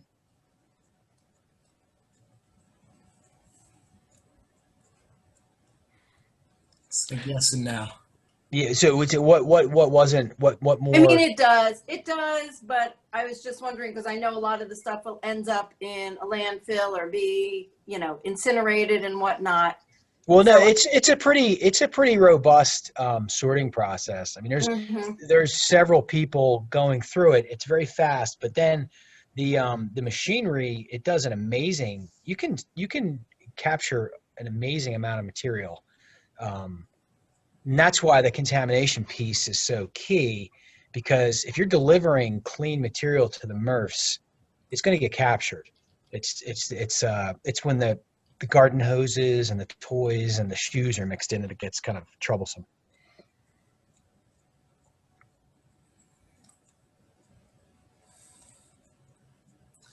How about costs associated with single stream versus multi-stream recycling? Can you share your thoughts on sort of cost breakdown and stream cleanliness in the two approaches? I know it's a broad topic. Yeah, I would say that that's a common question. It's a common question, but it really right. Single stream is kind of the industry standard, and when you compare the operational efficiencies, we're landing on single stream still maintains the best bang for the buck. Our sanitation supervisor told us that, and I don't want to misquote him, when we used to do multi-stream recycling, there were costs associated with bringing different items to different facilities and the routes the trucks were taking. Yes, that's accurate. Staff time. Yeah, so the MRF and single stream, the materials recovery facility in King of Prussia is set up to deal with single stream material. So for us, there is no benefit where if you were to deliver, there's no benefit that we could provide you, I should say, if you delivered in two separate trucks. Now, if you had two different plants in close proximity to the community, as some people do, then it could potentially make sense. Right. All right, we got about a minute left. Any other questions? Well, this is Peter.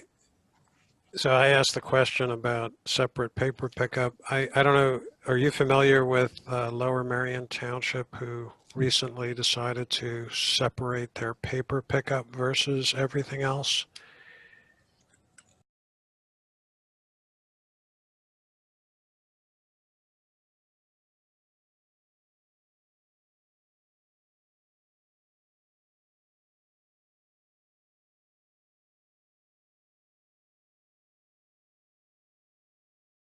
Feasible and makes sense to get the public works team to bring it to. Well, let me ask you a different hypothetical. Yeah.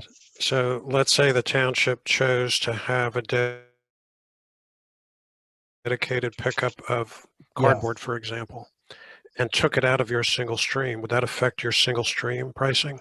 Yeah. So I would say that it would,